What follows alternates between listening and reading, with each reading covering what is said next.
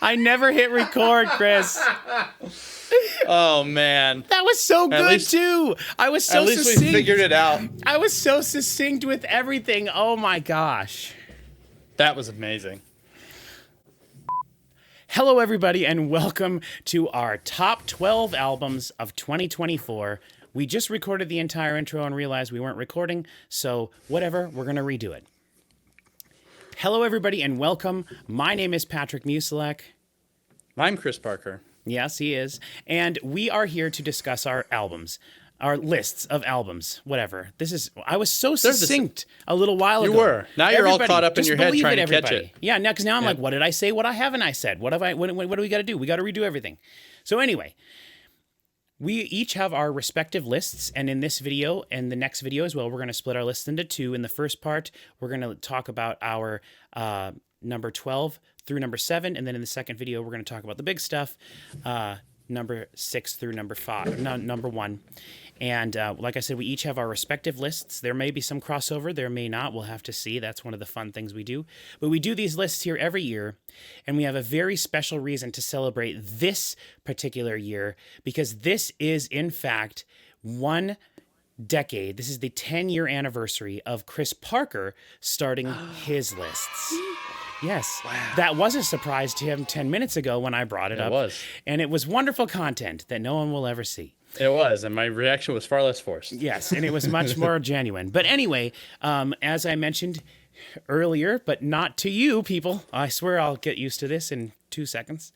A minute now. Back in 2014, Chris and I decided to start a music podcast because we were both living in the same place, and then he promptly decided to be a jerkface and move across the United States. But we still started a podcast called The Music Room, and as part of that, which we only did it for 2 years, although it was very fun, and we had, I think, 32 or 34 or 5 episodes that come out. I thought we had like 50. No. There was only like 30 at most.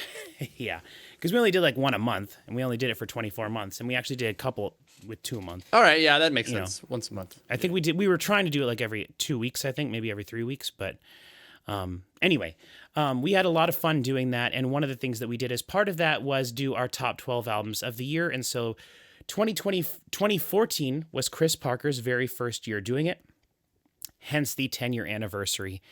And the math checks out. Yep, that was horrific to listen to, but I will cut that out. Unless I'll leave it in. You'll be all right. So it doesn't matter.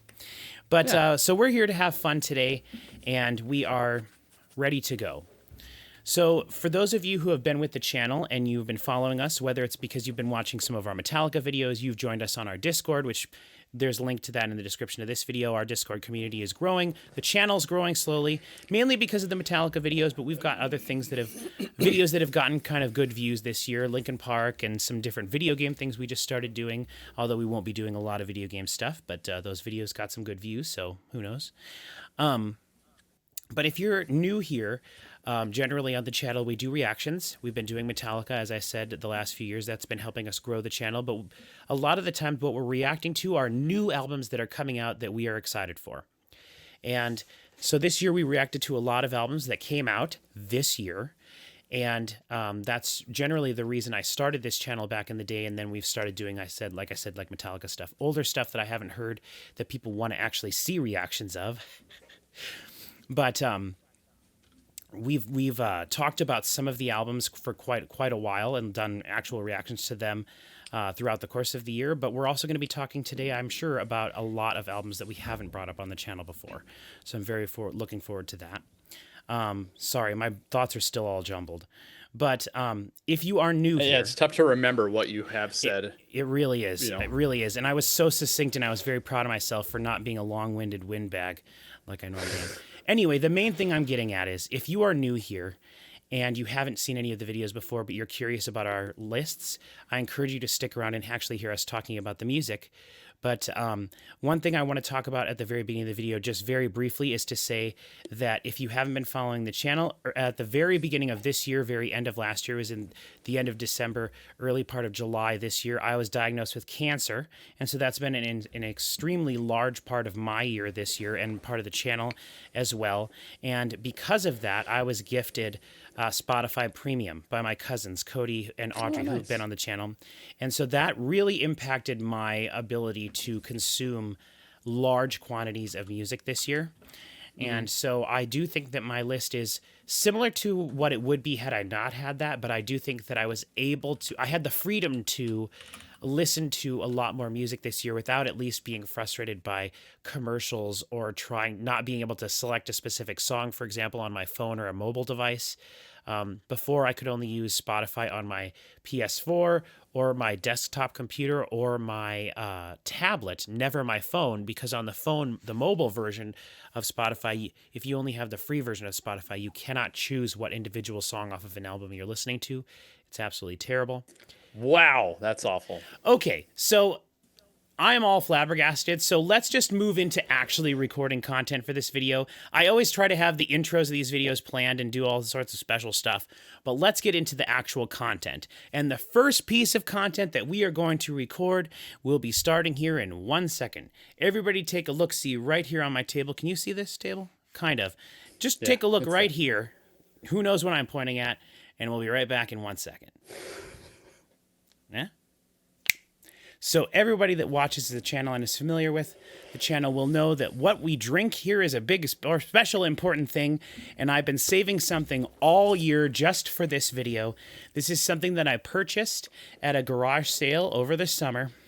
A Fit the Glenlivet. This is my brand new Mountain Dew chalice.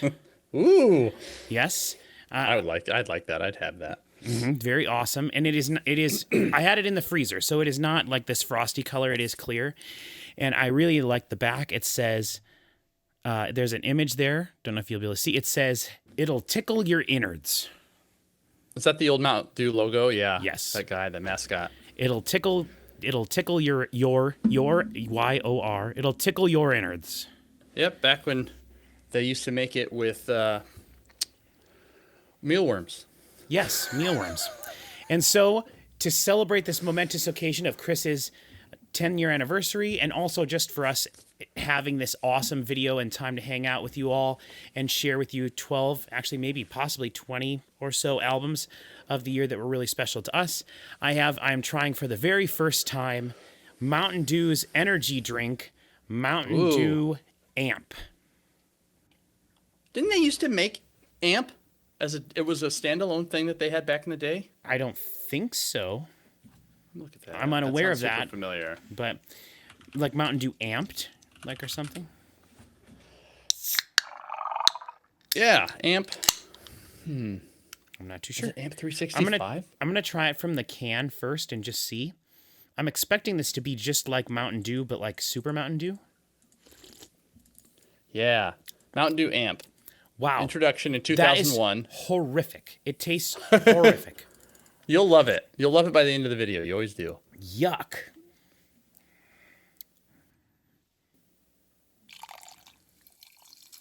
Yeah, they introduced Mountain Dew Amp in 2001.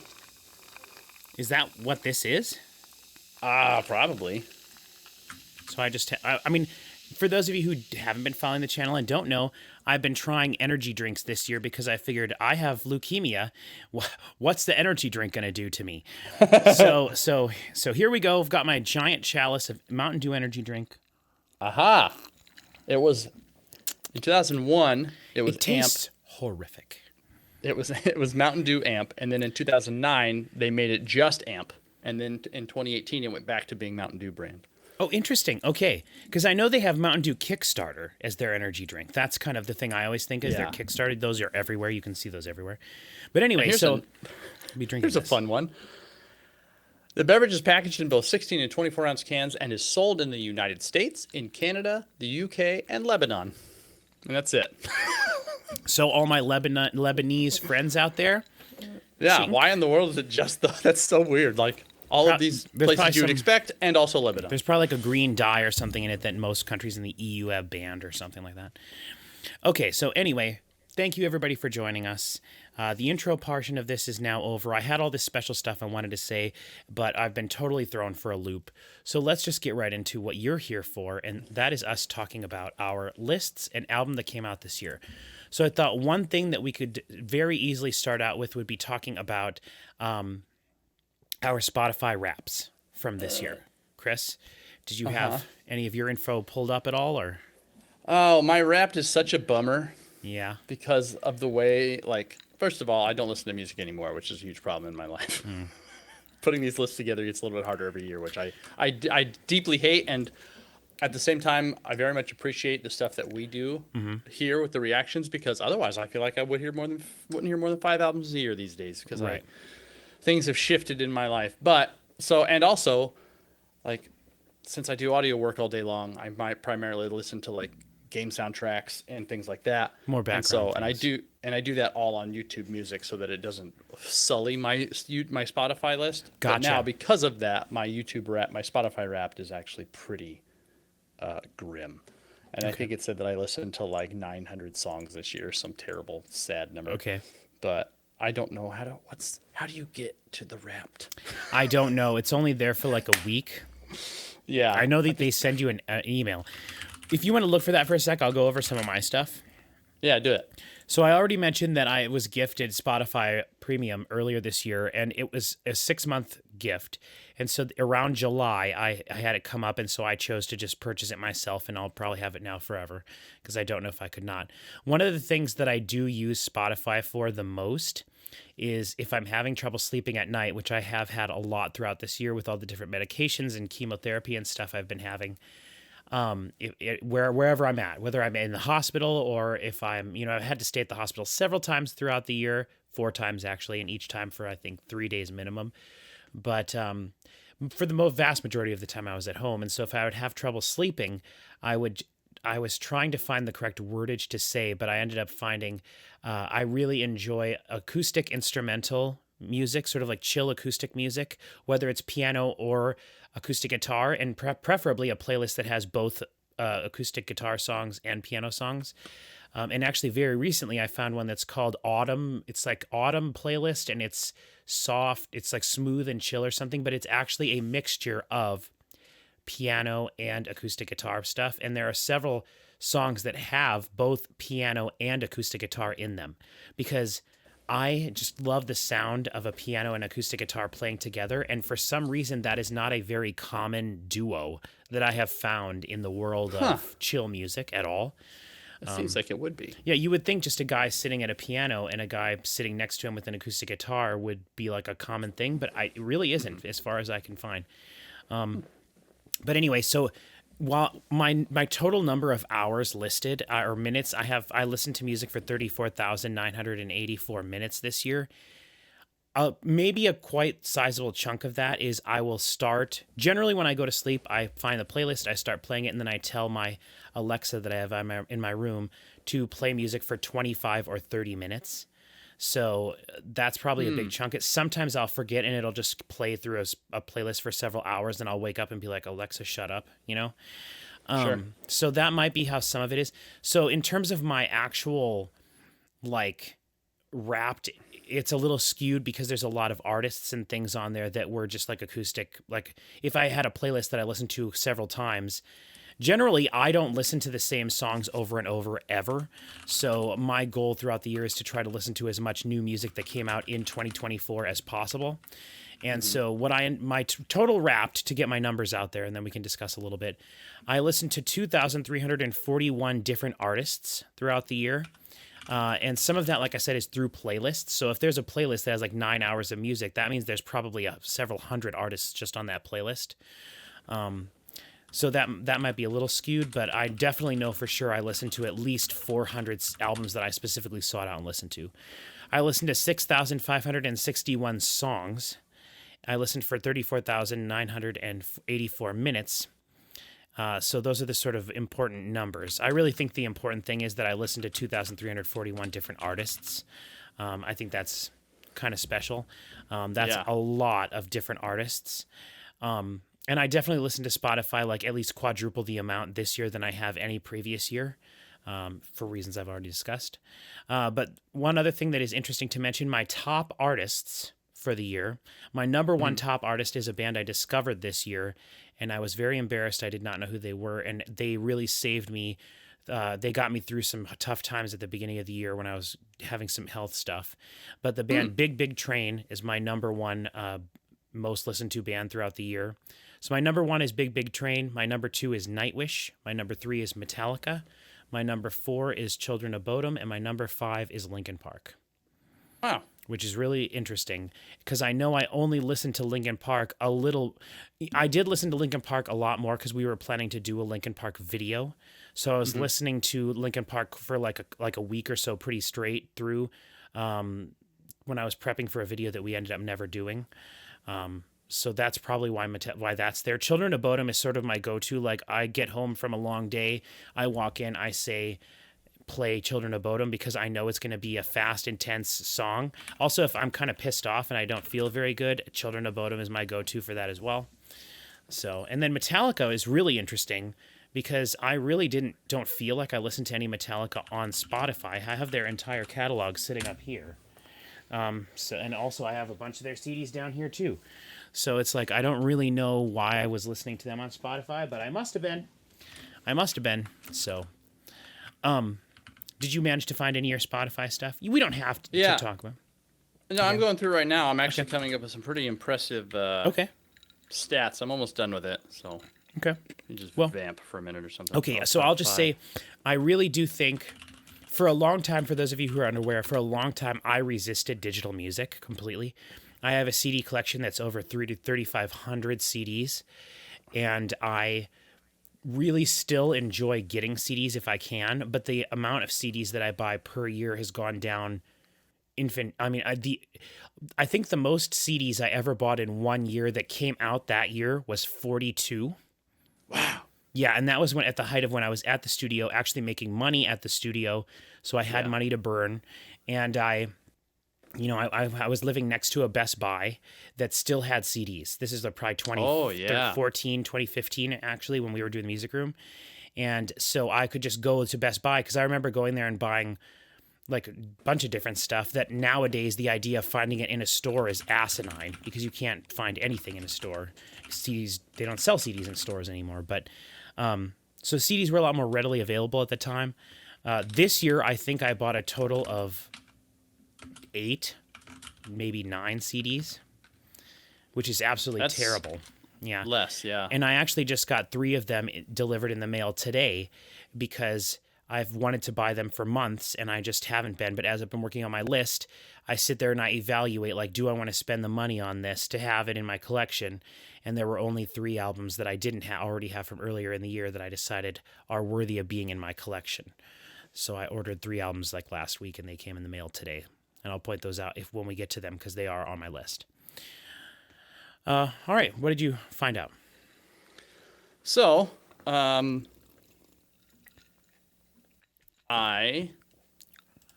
far as Spotify is concerned, only 5,782 minutes of music. Okay. So less than the 200,000 you had or whatever. 34,000. That's a lot. 964 songs. Okay. Not bad, I guess. Yeah, no. 237 artists. Oh, that's great. Which is surprisingly high. Yeah, that is. That's great. High. Yeah. And my top artist was Isley, which is actually kind of a surprise because they haven't done anything new in a while. Mm-hmm. But I'm a top 1% fan, so any minute now I will in fact be best friends with most of the girls in the band, which is great. Hey, there's nothing wrong with that. Actually, there's only one girl in the band now, but she's my favorite, so there. There you go. And apparently I spent 421 minutes at listening to Isley. Wow. Yeah. When? Who knows? Nuts. Beats me. I've never even heard them. So I have one of their CDs, but never listened to it. Wow, really? That's not that big of a surprise. It's only surprising because we've known each other for so long, but and I'm aware that you like them a lot. So yeah, I've only organically met one other Isley fan in my life, so that happens. And I know who that is, so we don't need to talk about him. You don't actually. Oh, I thought it was Graham.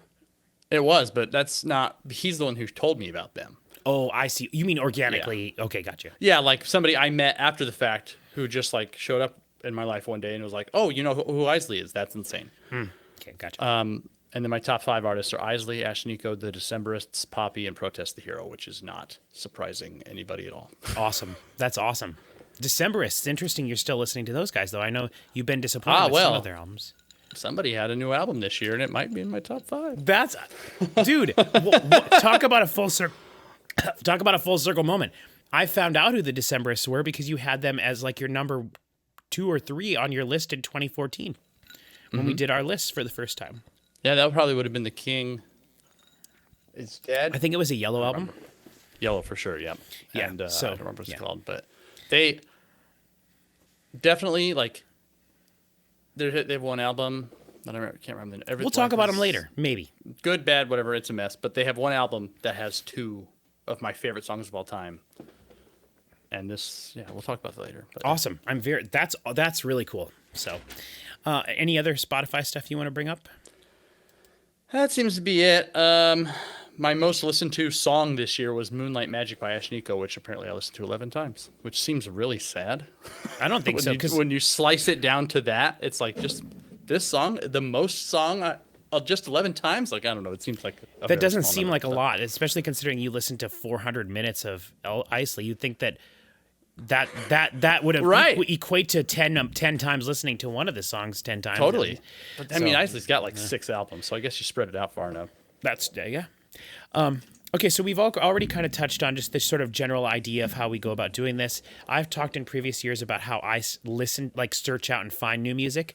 I've been using Spotify a lot this year to do that, more so than I have in previous years. In previous years, I rely on Facebook a lot, Facebook ads that I have curated for myself to tell me when new stuff is coming out. This year, what I would do is if I find an interesting and intriguing artist on Spotify, I go to their main page and then I scroll down to Also Sounds Like. And I click on like the first.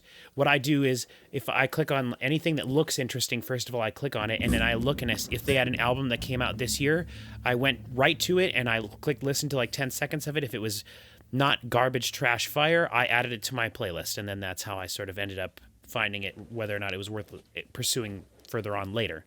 So I did use Spotify a lot to discover new stuff.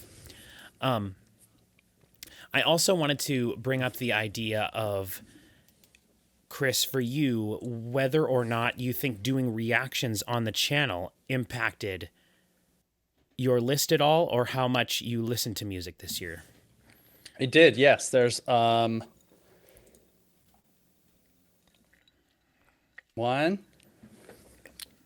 2, 3. So there's, let's see. I'm trying to figure out how to outline this. 1, 2. There's at least 4 albums on my list that we reacted to. Okay. And there's 2 albums. No. You don't have to get too deep into it if you don't want to. And there's 2 albums on the list that I would never even, by brand new bands that I heard of specifically because of the things that we reacted to. Okay. So for me, I have 5 albums out of my 12 that are albums that I did reactions to. Some of those were with you, but some of them were also not with you, because I also do reactions with my cousin Cody. I do reactions myself a lot. And some of the reactions I did, actually, throughout the year, I probably film maybe 7, 8, 9, 10 reactions that I never get around to editing and uploading because the album was maybe mediocre, or I didn't like it, or I just didn't feel strongly enough about it to put in the effort to edit the video, but I recorded a reaction to it anyway. So maybe there's a little bit of that as well. But 5 of the albums we have reactions for up on the channel.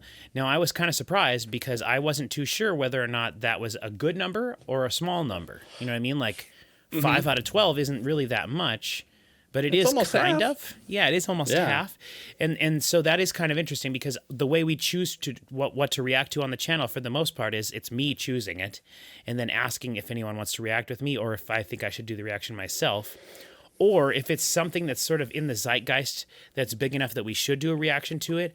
However, if none of us have any sort of like affiliation with that band or like a prior liking of the band, we really don't bother with it because like I'm sure there were huge albums that came out this year. Like, I don't know if Taylor Swift released an album this year, but if she did, we didn't react to it. So, like, it's not like we are choosing those things specifically based on popularity or, like, importance to the music industry or anything like that. So, but 5 out of 12, I think, is pretty interesting. And I always wonder with myself whether or not I would like albums more if I didn't do reactions to them, or if I like them more because I do a reaction. Because you really, when you're doing a reaction, you're hearing it for the first time in a completely different way than if you were listening to it just by yourself. Yes. In some ways, you're paying attention to it more because you're hyper focusing on it, and there's nothing else around you. But also, we have conversations during the music, so you're listening to it a little bit less. And then also, you're thinking about what you're going to say. You're performing the reaction, so it does really impact a person's. It does influence my overall opinion of an album, I believe. You know, if we have a really bad reaction for a good album, I don't know if that would be how great the album is would be enough to like get it on my list. Does that make sense? I've had albums albums or even songs that I didn't really like or didn't think I liked that much, and then by virtue of doing the reactions, I'm like, actually, this is great. That happens a lot. I think that's kind of generally our best reactions are on the albums we don't necessarily like as much, because we have really good conversations about why we don't like something. It's easier to kind of explain that, I think, than why you do like something, because you can only sit there and say this is recorded perfectly, you know, so many times, whereas you can sit here and say this is what they should have done to fix the kick drum or added high frequencies or whatever. Before we get to our list side, one more thing in our notes that I wanted to discuss, and that was just sort of overall trends. And we discuss this kind of every year because for the last few years, we have been both kind of somewhat complaining about the shortening of songs in general overall, and also just the shortening of albums. A lot of bands don't even bother releasing albums anymore. They release singles. Like I know, for example, one band who released an album this year that I was looking forward to quite a bit, but I didn't know what they were doing until the end of the year. But there's a band I enjoy I think they're from Sweden, called Ulver. They're a really unique and interesting band, but they released a song every month throughout the year until they got to December, and they released an album of the 12 songs they had released earlier in the year, or the 10 songs. Yeah. And I didn't realize they were doing that. So I kept getting notified on Spotify that Ulver had released an EP throughout the year. And I'd listen to it and I'd be like, I'm pretty sure I've heard this already. You know, I'd go to their page and it'd be like, oh, okay, I see they're just adding like a song to the EP every time. And it turns out they were waiting until December to release their official album for the year. And so that was kind of an interesting and different way to do it. So there was a band, I think they're Iowa-based, a band called the Nadas that did an album like that one year where they had a different song. It was called the album was called Almanac, and they had a new song every month. And at the end of the year, they finished the album. That's such an interesting way to approach music. And I told you earlier this year, I was looking forward to the singer for the band Oceans of Slumber. She released a single earlier this year, and I was like, wow, when she releases a whole album of this, it's going to be fire, like possible #1 of the year. And then it came out that she's planning to release one song a year until she has a full album's worth. So I'm like, okay, well, I'll talk to me when I'm 10 years older. You know? Right. I don't know how I feel about that. Yeah, that's ridiculous. There's no way that'll work. That may be a cute idea now, but yeah. Unless what she's planning is like when they go into the studio to record an album with their band, she'll also record like 1 or 2 songs of her own and then release them 12 months apart. I don't know. I mean, that's if she does it, wild. Yeah, it's a really cool concept, I think, to have a song per year. I just don't know if she's heard of mortality. Like, is that she? She's quite young, so it's like she would have, I would assume, 10, 12 years in or yet left, I would hope. But, none of us know how much time we have left. But I will say, for me personally, one interesting trend that I had this year was I do feel like, and we've kind of joked about this over the last few years, but like the 10-song album is like the de facto standard now, I feel. Like every album is 10 songs. Now, I know we've talked in the past about 7 or 8 or 9-song albums, and that being like, get out of here, you just released an EP and not an album. Right. And sometimes it depends on song length. Dream Theater might release a 6-song album that's an hour and 20 minutes long. So that is a full album. But for me, of my 12 albums, 5 of them are 10 songs, which I think is quite a big number. So for me, only 2. Are most of the albums above that or below that? All 10 is the lowest. Oh, interesting. Yeah. That's really interesting. Okay. Because I feel like last year I really had a big problem with that, where every single thing was just short. Short, yeah. Mm-hmm. That's really interesting. Now I'm curious. So, I also feel like some artists released a ton of music this year too, like long albums with lots of songs, or like you know, you don't have to conform to a disc anymore, so you can release 2 hours of music on an album. So that's always interesting as well. So It makes me wonder, because I still feel like even though that's not true, where it's like you don't have the confines of a CD to dictate your stuff anymore, like it's rare that you'll find anybody who's putting out more than 80 minutes of music. well, I think because it's been such a standard for so long, and also there's always that thing in the back of your mind that like that's kind of just industry standard to keep it under 80 minutes. So that who knows, maybe CDs will explode and your album needs to fit on a CD, or more likely than not now, a vinyl, you know? Right. And so I think, and honestly, I think that's true. Like technically you don't need to adhere to those rules, but if you want any sort of physical release and you don't want, because I imagine a double disc album suddenly is a whole different can of worms where it's like, well, I've got 11 songs at, you know, an hour and 30. And so it's like, okay, well now I'm not putting 10 minutes of music on one disc. So how do I split this up? And now you've got double the production costs of all of the packaging and materials. And it suddenly becomes not worth it. And so you either need to go wild and do like a 4-hour album, or just keep it under until physical media is 100% dead. But as we've learned from the 150 years of vinyl going strong, physical media may not fully ever die. Yeah, which I don't want it to die for. Like, again, I have a collection of over 3,500 CDs and probably over, at this point, probably over 500 to 600 vinyl. So, and most of that vinyl is just stupid, dumb polka music that costs $1 or something to purchase, or a quarter. Don't think that I have like 500 amazing, like I specifically went and chose this awesome album that came out recently. There's no way in heck I could. But I will also say, I think what's something I've seen this year that's become a lot more common is bands that don't necessarily deserve this or wouldn't, like just 10 years ago and still the age of like not being able to release music yourself, releasing a deluxe edition of an album. Like, I feel like a lot of bands, especially in the metal sphere, they'll release a version of their album and then they'll release a deluxe edition that has like all the tracks instrumentally. And I'm not saying that that's something new in the industry at all. But what I'm saying is like there are bands doing that who wouldn't have been considered important enough to have done that, or wouldn't have wanted to waste the money to have a deluxe edition of their album printed. But on Spotify, you can just have a deluxe edition of the album. You just release the album again with extra songs. So, and I'm also seeing people releasing deluxe edition of albums months later. You know, so it's not just, they don't necessarily coincide with the release of the original album, like a year later. That happens a lot. Or so, and it's like, I feel like that's definitely something that has been brought on by the digital music for sphere. sure. Yeah, because it's like you're not going to put out a second pressing. Like, no. Although maybe you do as like a special limited run or something. Like I just found out today, getting ready for my list, that my number one album of the year, they are releasing a deluxe edition of it with 3 bonus songs in January. Wow. Yeah. That's weird. Yeah. Melanie Martinez does that a lot. I think somewhat very frequently. She'll have an album, and then months later she'll have the deluxe with like 4 or 5 songs. Imagine Dragons has been known for doing that as well, which is why I stopped buying their CDs. Because I was like, I'm not going to buy your CD when it comes out and then have 6 months later, there's a version with 7 bonus songs on it. I'm not doing that. Yep. And we just filmed a video last night talking about the Black Keys and their stupid deluxe edition, which has which has an Amazon exclusive song on it. So it's like there's technically 3 versions, and that's insanity. That's criminal. Do we want to do honorable mentions? Oh, I forgot about that.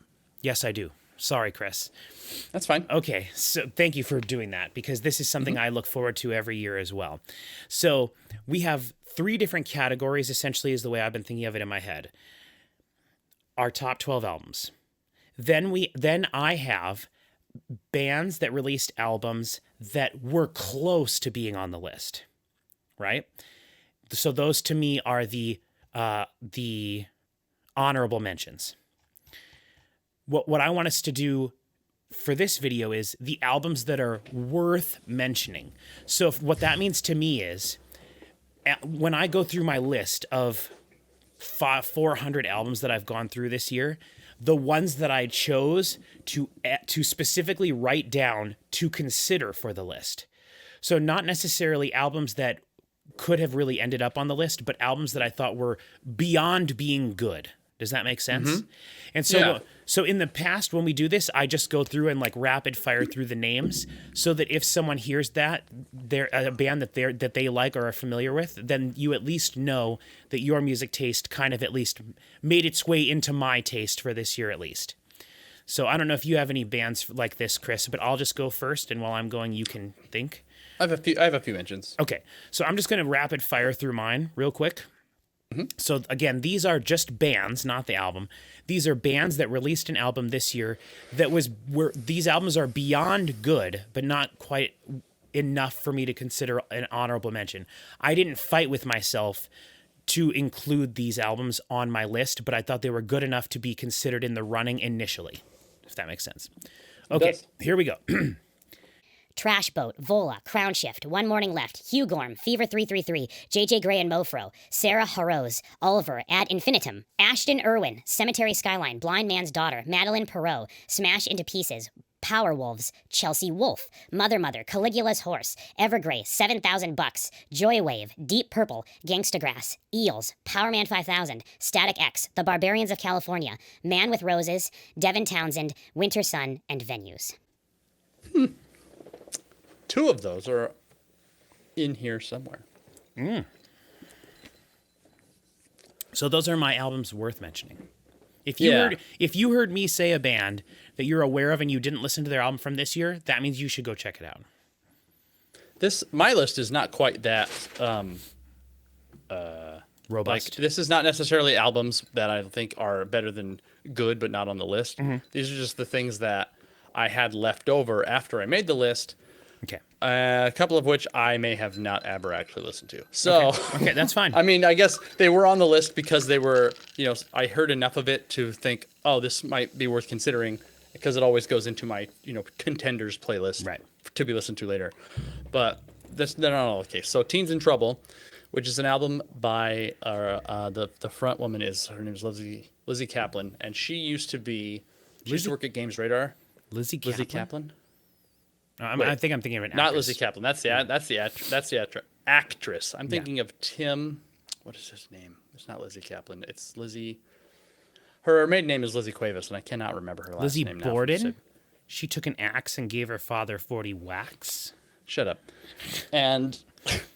But she used to work at Games Radar as a games journalist. Way back in like 2008, 2009, when Talk Radar was big, and I was a huge fan of them and all that stuff. And it came up on somewhere in my feed of this band that she has called Teens in Trouble, and she used to have a band called... Did you know she was a musician? Yeah, sort of. She had a chiptunes band that she was doing, years after Games Radar. And it was just neat to be able to sort of passively see her progress through this thing that she's been doing for such a long time. And the album's not too bad either. So I put that on here because I thought that was just a neat thing. Okay. And then Royal Blood put out a 10th anniversary deluxe version of their Royal Blood album. Okay. Which was going to be on my list, but I wasn't sure if that is allowed to count. And then I found things that fit on the list better anyway. But thank goodness that I would not have allowed that. I mean, you can do what you want with your list, but that would be like sinking to a low. Yeah, and that's what I was like. I really don't want to do this, and I can't imagine you'd let me get away with it. Yeah. But Shadow of the Earth Tree was up for Game of the Year, so I guess we don't have rules anymore. That's true. He didn't win, thank goodness. Shout out to Astrobot. What a riot I would have thrown. Shout out to Astrobot. No, 1,000% Astrobot is perfectly acceptable compared to Earth Shadow Tree, which is, I mean, I put a bunch of time into that. But in your opinion, DLC. what should have won Game of the Year? FF7 Rebirth. Okay, and that's what I thought. Just Silent Hill 2. Just wanted to get it out there for the people. Yeah. Rebirth, or if not that, Silent Hill 2, which wasn't even nominated. So, yeah. Okay. But possibly for the same reason. And then Ad Infinitum is on my list of albums that was to be heard, and I'm not sure how far I ever got through it. And then Calandra, A Frame of Mind. That's on there from a lot of these. Several of these are from the day that we just kind of sat and went through that list that you made. Yep. The Sleeper, I think, is one of those as well. Yep. And then Center Vice. Oh, that's right. Yes. Yeah. Albums where it's like the things, the one or two songs that we heard while we were flipping through it sounded like this could, if this continues along this path, or this is a genre of music that I like enough to has made it onto my list before, the potential exists. Yeah. But I either they didn't quite get there, or I didn't quite listen to it. Yeah, and for me, the Ad Infinitum album was. I did the same thing. I never managed to get through it all the way, and I tried several times to listen to it, and I would listen to the first few songs. So once I just started in the middle, and I would listen to every song, and I would be like, "This is really cool," but it's just bargain bin Spirit Box, really. I mean, I'm just wanting more Spirit Box, and that feels so crappy to say because it was really well produced, really good, and it was different enough from Spirit Box. But in my head, I just kept saying, "Man, you can the new Spirit Box album is coming out, I believe, in February or March. You can pre-order it right now. I've seen the cover, I've seen the track listing, and I listened to Ad Infinitum, and I'm just like, I can see the horizon, and I can hear the Spirit Box off in the distance, and It's coming. and I just can't listen to this right now. So that's why it never made it onto my list as well, even though I would highly recommend anyone that's a fan of Spirit Box or the new sort of wave of female-fronted heavy extreme metal, check them out. And they are the lady that sings in Ad Infinitum and Ad Infinitum. She is also in a band called Dark Side of the Moon that does awesome covers of video game and TV theme song songs. And Wow, interesting. I did a reaction to several of their songs earlier this year on the channel. They did a version of my favorite video game song of all time, Priscilla's song from Wolvenstorm from The Witcher 3. They also did a Harry Potter version of Harry Potter. They did a Game of Thrones song, one of the songs that's, I think the song that Podrick sings during the final battle, Jenny of Old Stones, which is a song that's referenced in the books from the moment they start all the way through. The fifth book, which is the last one he's written in. Poor George R. R. Martin. Please, God, write the next book. Finish it. Please finish it. Just don't die. Please, at least tell someone. Tell your daughter. Tell someone about the story. So Dictate it all and then write it later. Yeah, just don't tell David and D.B. Wemhoff and D.B. Weiss or whatever those guys' names were. Just leave those guys out of it. But anyway, so yeah, those are all sort of our honorable mentions. And now it is time to get to the list. Right? We're here. Mm-hmm. We're finally here. We're here. Okay, I will start. And this is so funny, Chris. Are you ready for this? I'm ready. You just mentioned this band like 2 minutes ago. My number 12. And let me tell you, we're going to start the next video by talking about our actual, in my actual honorable mentions, the bands that had a fight to get onto my list. And I told you a few weeks ago that this was going to be the hardest list for me to make. It didn't end up necessarily doing that, but to me, the number 12 spot is always sort of like this is something that everyone should check out, but maybe not necessarily worthy of being on the list.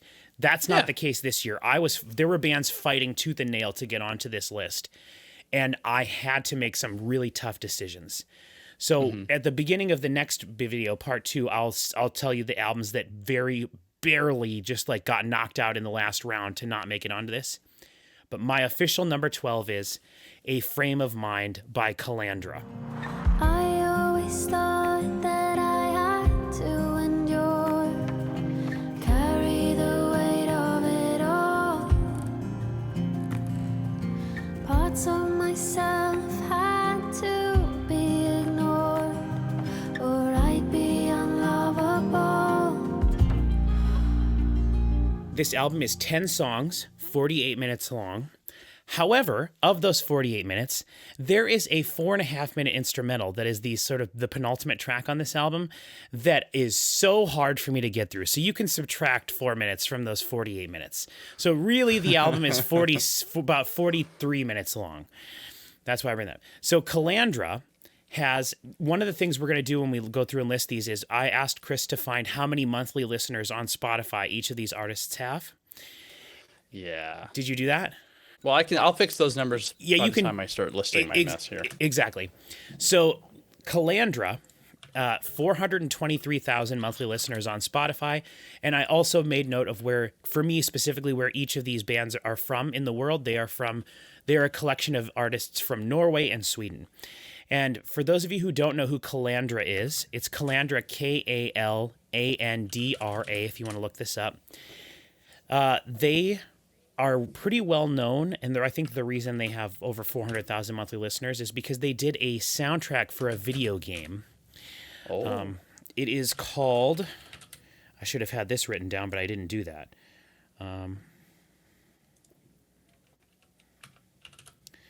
It is called Kingdom Two Crowns.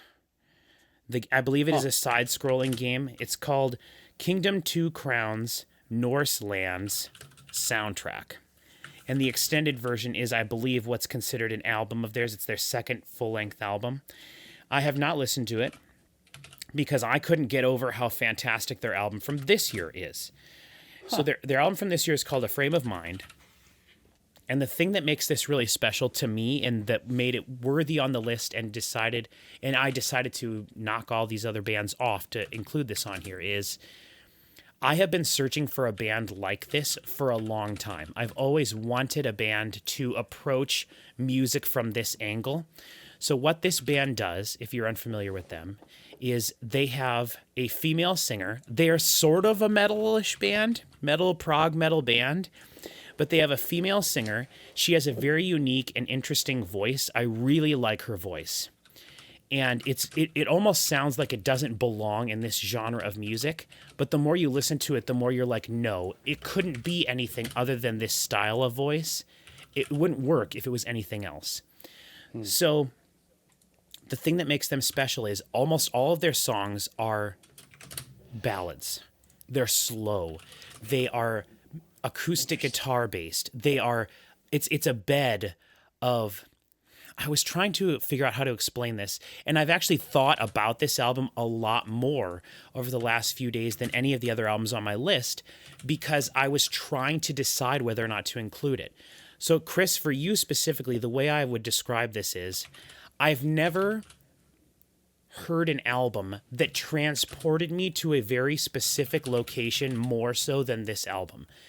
This album takes you to like Norse lands. Like you are in a forest when you're listening to this album. Every song, there's like acoustic guitar, but there's also like occasionally you can hear birds in the background. You can hear just like earth sounds, like just leaves rustling. You can hear just like gravel or dirt. And you really feel like you are there in the forest and the musicians are surrounding you. It's very folky. It's very sort of, I don't want to necessarily say Celtic-y, but it's folky in the way that like Scandinavian folk music is. I wonder if I listened to any of this at all. I think maybe it came know up. if you did. We're talking. Did you say? I told you. Heilung?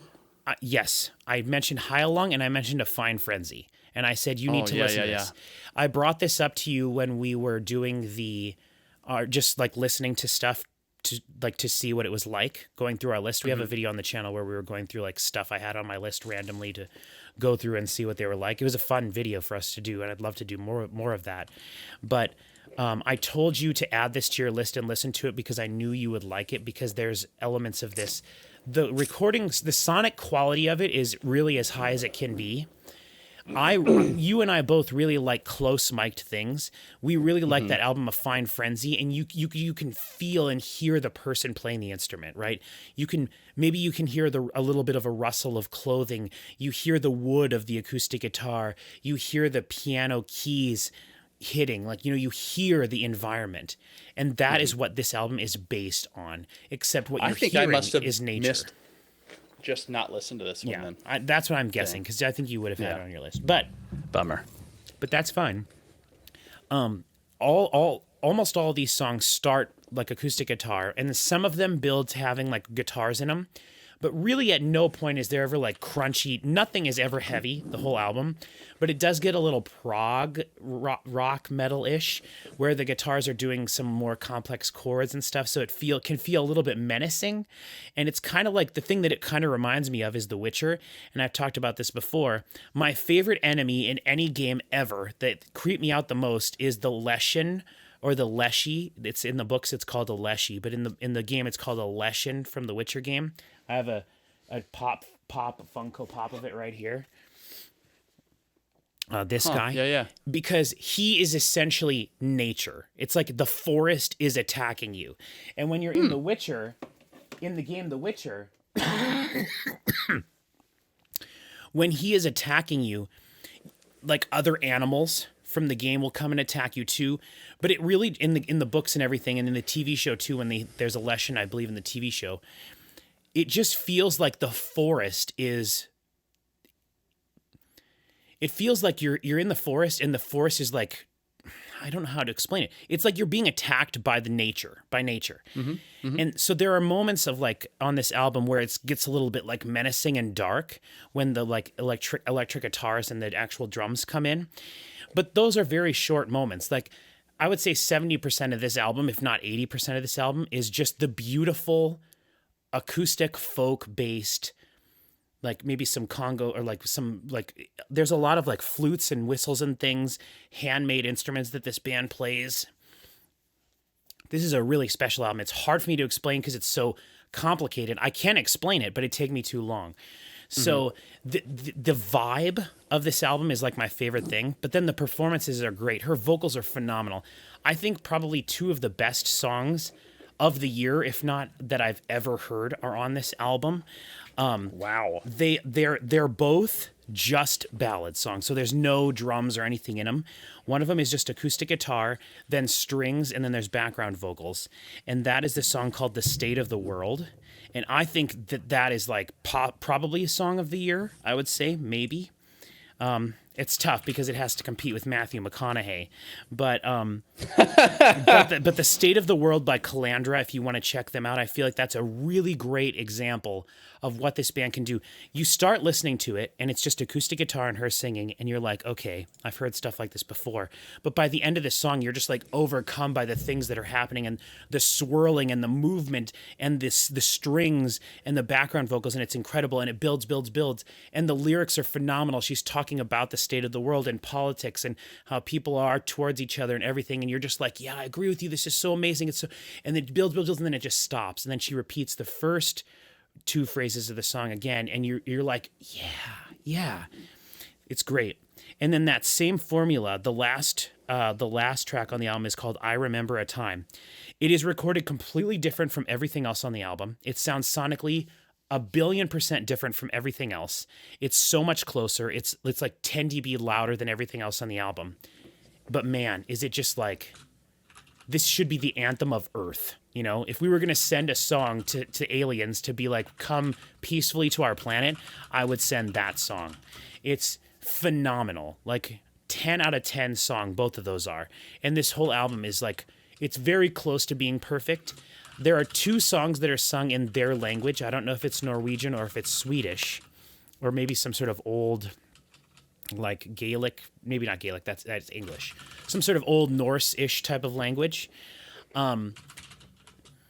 It's really great. Those songs are great. There's one track that's this instrumental thing, which I think might be what they do for like the soundtrack stuff they've worked on before. Very awesome. This band reminds me of all the ballads that I love from the symphonic metal bands that I like.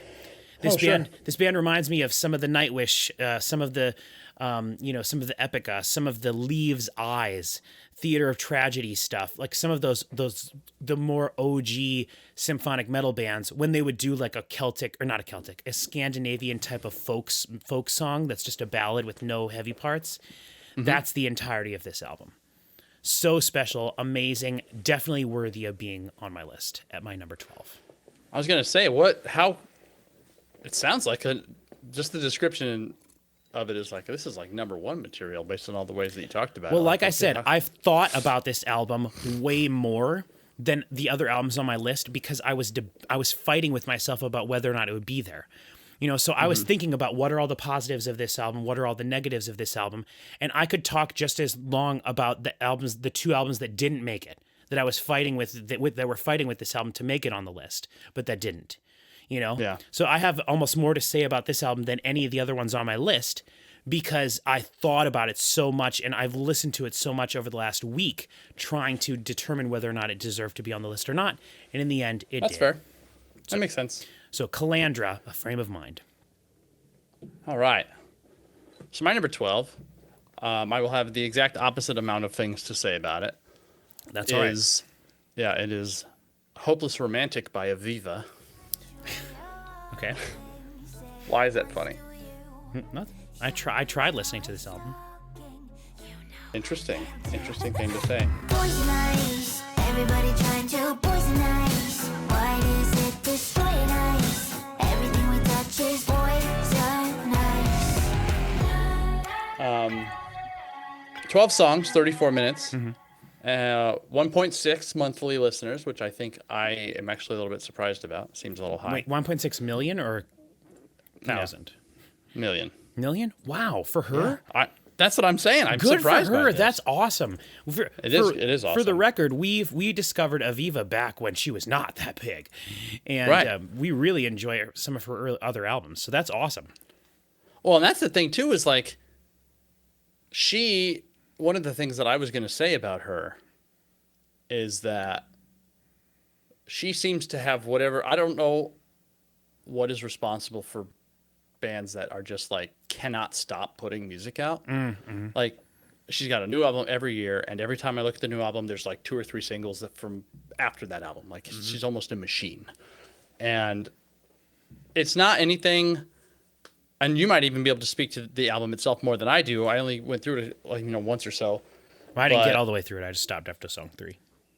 That's interesting. I can't wait to hear why. But it sounds just like all the other Aviva stuff, which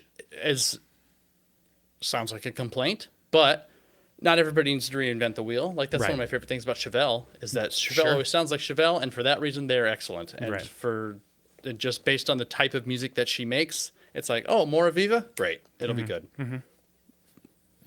But you seem to have a problem with it. Well, I can't speak too much on it because I only listened to the first few songs. But I have not enjoyed an Aviva album since her first one. I think that was like putting everything she had into one album with really good production. And I think since then the production has been less good than that first album. Huh. Okay. I think she's incorporated a lot. It's so funny because like when I was listening to it, I listened to the first, like I said, I think 3 songs. Every song featured like distorted heavy guitar in a way that I wasn't anticipating because there's none of that on her first album at all. Her first album is more of like a trip hoppy type of album. Yeah. More, or like a sort of like a pop, like almost like a lights type of Halsey type of thing, with sort of like dark, sort of Halloweeny themed songs.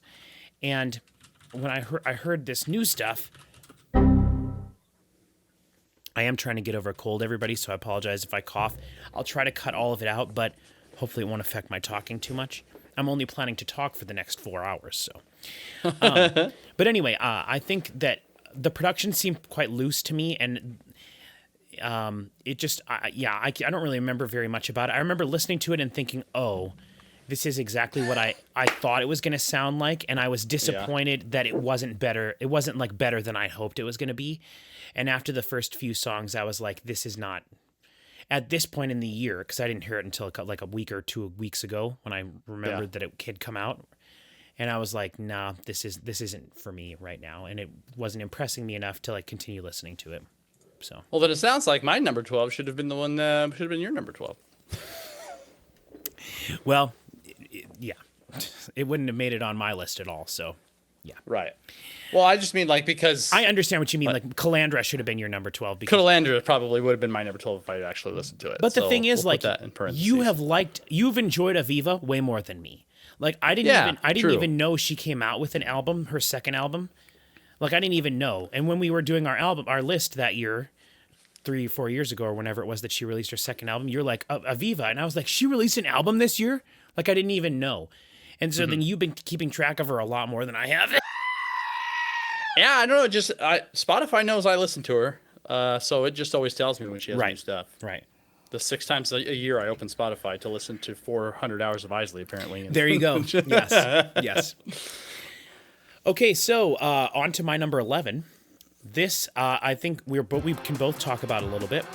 My number 11 is Destroy the Art by Self-Deception.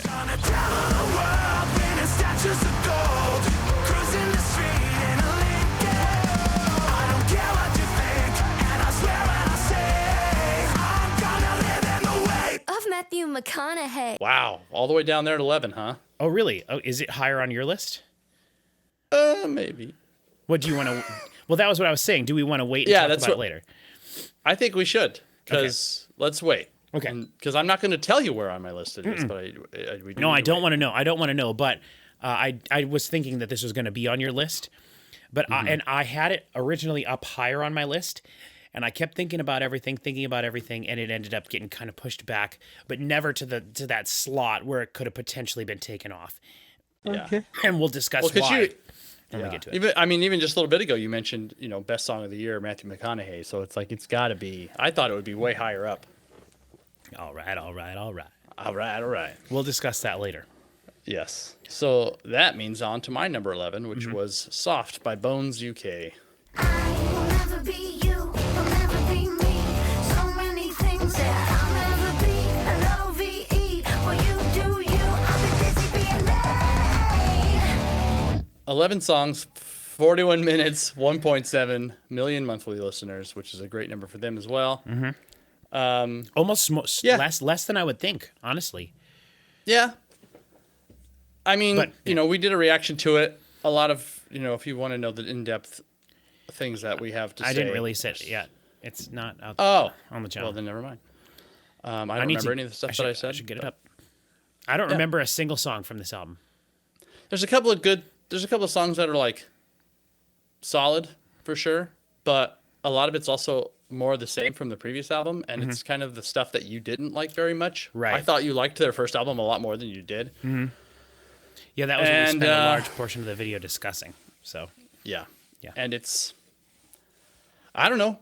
I put it on here because it's fine. I mean, it's been like 4 or 5 years since their last album, so there was quite a bit of time in between them.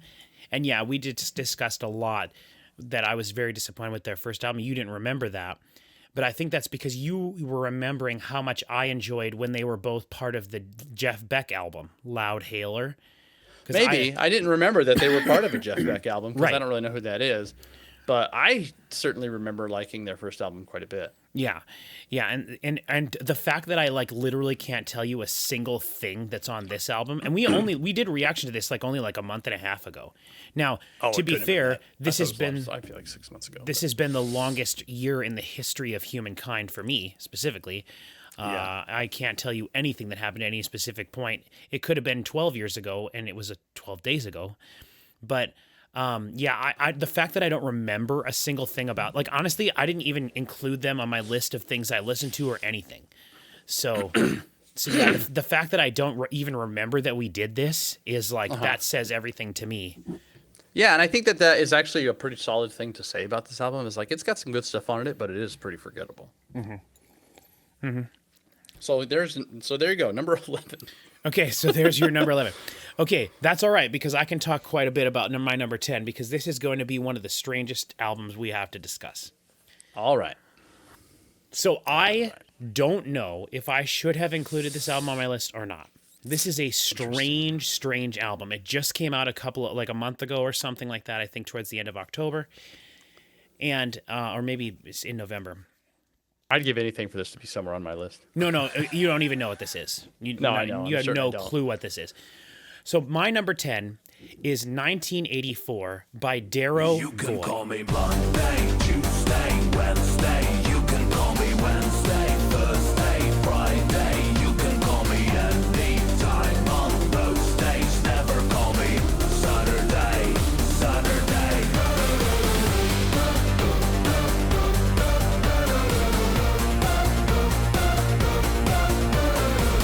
And don't even think about Sunday. So this is something that Darrow Goy is the former singer of the band Oomph, who's a band that I love. I've talked about them for years. They have many albums. They started in 1990. I think their first album came out. They are Chris, they're the band that I always talk about when people say Rammstein. I'm always like, I don't like Rammstein. I like the band that Rammstein copied their sound from, Oomph, from the early 90s. And see. Oomph has been a band forever. Bruh. I have almost their entire catalog of CDs.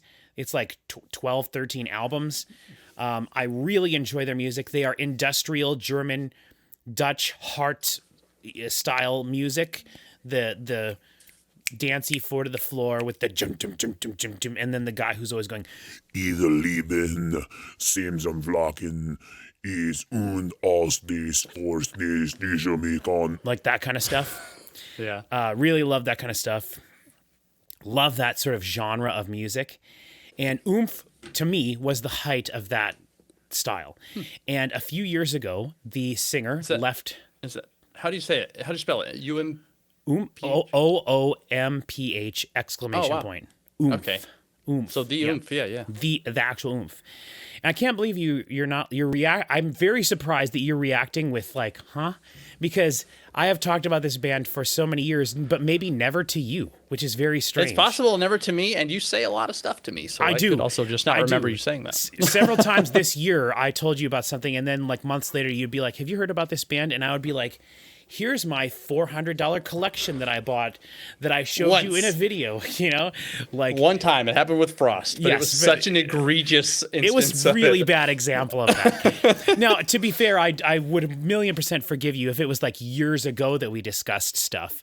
But Yeah. in that particular, well, whatever, we'll discuss. Well, and I Frost- told Frost you about it later. because I was like, I think we've talked about this band. This seems familiar to me, but it was still, And I was like, it yes, was still we did. negating the entirety of the times that you've told me that we about have talked about it. Frost. Yes, 100%. But anyway, so the reason this is really interesting. So Oomph is one of those bands that I would not listen to in the car with my mom because she would not care for a vast majority of any of their lyrics that are in English.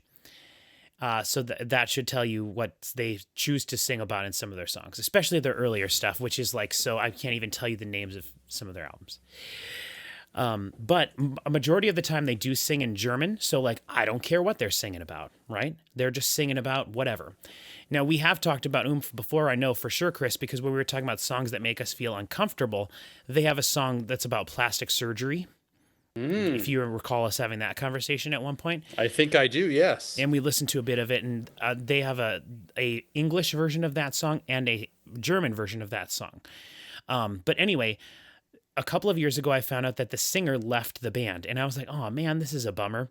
But then I thought, well, maybe this band will get a new singer, and they'll release new music, and then he'll go off and do his own thing, and I'll get 2 good albums from them, you know.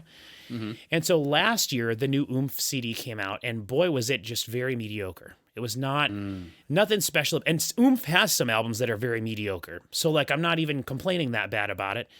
They have some albums that are 10 out of 10s, and they also have some albums that are like good old 5s out of 10s. So in regards to Oomph, I was disappointed last year with their new singer. I didn't think anything really stuck out to me. But this year, at the beginning of the year, their singer, Darrow, released a song, and I would listen to it. I was listening to it, and I was like, this is electronic music that is literally my favorite style of music in the whole world.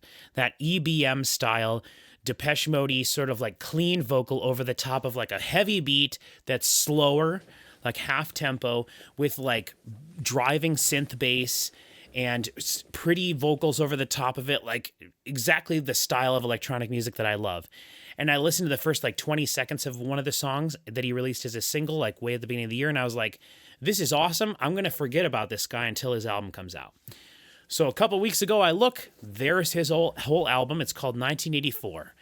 It has 16 songs on it, and it is 1 hour and 5 minutes long. So it's 65 minutes long. There is also a deluxe edition of this album that has 23 songs on it. It Wow. is 1 hour and 31 minutes long, or 91 minutes long. So this dude recorded 23 songs and released them this year. Now here's where it gets interesting. Oh, I have to say, he's from Germany, obviously, and he has 6,123 monthly listeners on Spotify. So basically nothing. 6,000 monthly listeners. So that's crazy because Oomph has, I haven't looked up Oomph, but I'm sure they have over 100,000 listeners per month. And maybe Spotify's not big in Germany. I don't know. But, Oomph is a very big, well-established, internationally known band. And so What's the band name? Darrow Goi, Goi. Oh, okay. And the album's called 1984. And the thing that's odd about this, and the reason I bring up that whole thing about Oomph lyrics, not my mom not being comfortable, all this, is that from what I gather, He and his wife, their son was diagnosed with cancer several years ago. And as a way to cope with that, he is a newly converted Christian. And so this album, Chris, has what I would consider to be some of the most egregiously worshipy Christian songs I have ever heard on it. Wow. Like, really, like, just like straight up, like, Jesus loves us, throw your hands in the air, like, he died for our sins, he carried our cross, like, straight up. There are several songs that I love that are like Bible things. Like, the first track is called First Stone, and it's about one of my favorite parables from the Bible, which is, everyone knows it. Let the one who is without sin cast the first stone, right? And so that's literally the whole song is about casting the first stone and stuff. However, there are other songs on this album, like a song called Saturday, which is my favorite song on the album, and the lyrics for that are, you can call me Monday, Tuesday, Wednesday, you can call me Wednesday, Thursday, Friday, you can call me any day you want to, but don't call me Friday, but don't call me Saturday, da da da da dun dun dun. Like, it's so stupid. And then the rest of the song is like, you can call me, and then it's about people in comments who call him terrible things. Oh, I see. And in the song, he has really bad words in it. Like, you can call me mother effer, you can call me the F word, you can call me the R word, the C, all these things. They are words in the song, which to me is very contradictory to the message of some of the other songs where he's literally quoting the Bible and stuff. So it's very weird.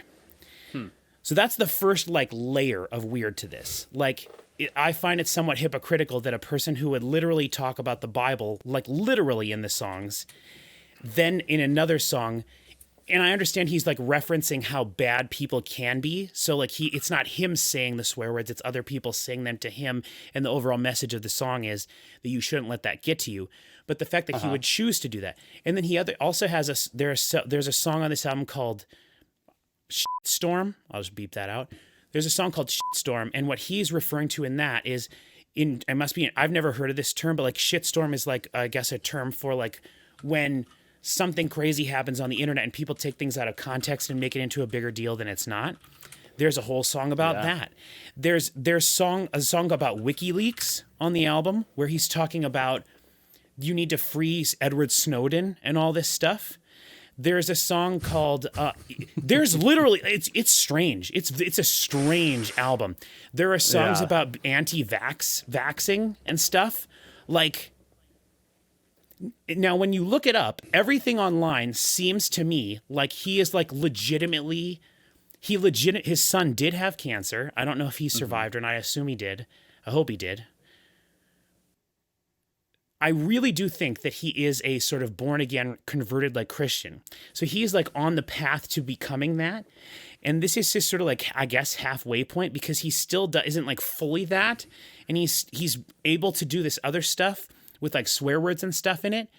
And so it's this weird dichotomy of like, and then there's also some like weird political stuff in there. It is so strange, Chris. Like, it is so strange. However, whatever he's saying, the songs are freaking bangers. They are bops. Let me tell you, they are bops. This is the best electronic album that was released this year. Wow. Straight up. Best electronic album. And that's the 16-song version. The 23-song version, I was listening to the like 9 bonus songs he added. They're all fire too. Like, I can't... This is definitely not for everybody. In fact, I would say this album is not for a vast majority of people. I can't even tell you whether this album is for me, because part of me wonders, is he doing this as like some big experiment? You know, like it literally says in the like little blurb about him that the album is about being about like sarcastic experimentation and all this stuff. And like I don't know if he is being genuine with anything he's saying. And part of me almost feels like I'll regret having this on my list at all, because in a couple of years he'll come out and be like, I was trying to prove how terrible Christians are and whatever, like I did this experiment. And like I said, I kind of don't even really care because the songs are such bops. But like, it is so strange. Like, if you ask me my like top 10 favorite like worship songs, which I hate worship music, you know that, Chris. I've said it's the worst genre of music. Christian it's not a Christian genre. rock It's a music, mess. Christian rap music, Christian music, not always bad. Worship music, always terrible, in my opinion, just horrifically bad. The top 10 worship songs I've ever heard are all the songs on this album. Like, they're phenomenal. They're literally straight up referencing the Bible. He's getting the message right. But then in between those are these other secular songs that are just like not aligning with that, but it's all coming from this strange angle. It is so strange, Chris. But let me tell you, the songs are great. Production's great. Huge beats, big synths, retro sounding like 80s stuff. There's a song called Game Boy, and the chorus is literally like, Mama, give me back my Game Boy. Something like, give me my Zelda, give me my whatever. Like, it's like, that's the song. It's about his mom took away his Game Boy when he was little. And then there's another song called 1984, and he's like, when did we all of a sudden, when did we start living in this Orwellian society? And like, it's 1984 has come true and stuff. And I'm just like, this is so Sounds like he strange. went off the deep end. It into a certain absolutely does. territory. It absolutely does. But like, the song, and here's the thing, I probably haven't said this yet. These songs are my favorite genre of music. It's like, this is the only album that sounds like this that came out this year.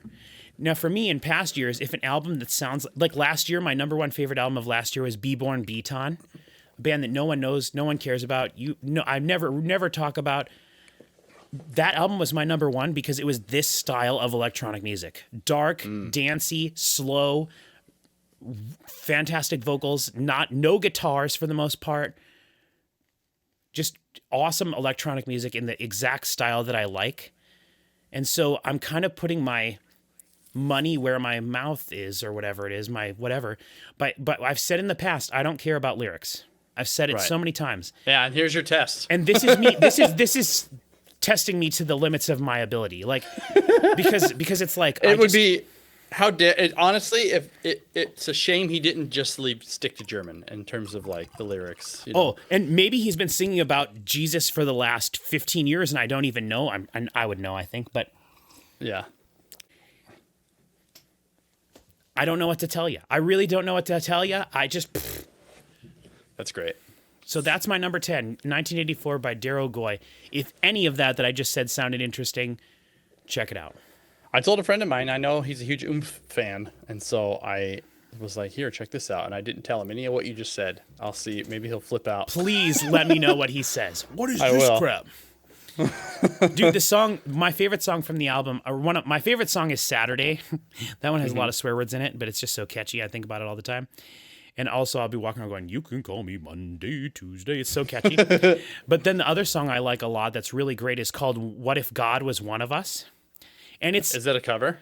No, but there is that, like, you know, what if God comes back someday? Too much hair and a hobo hat, whatever that song is.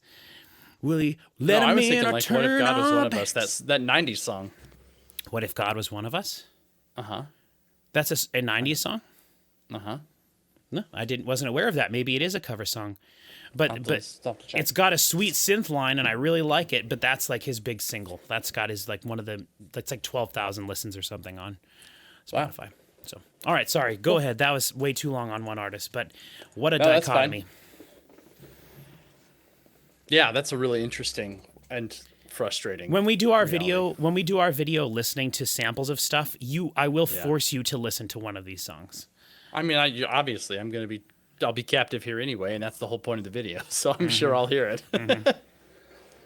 So for me, number 10 is In the Shadow of the Holy Mountain by Blind Pilot. Said, don't you know this could be anything you want?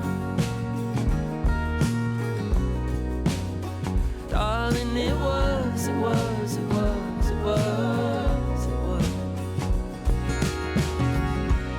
something I don't know what it is at all. This is the first unheard of thing from my perspective. And then it's 11 songs, 43 minutes, and they have 540,000 monthly listeners. Their that's a first lot. two albums, it is. Their first two albums are White Hot Fire, two of my favorites. I really like them a lot. Okay. And it's very Berkamy music. Like it's just Okay.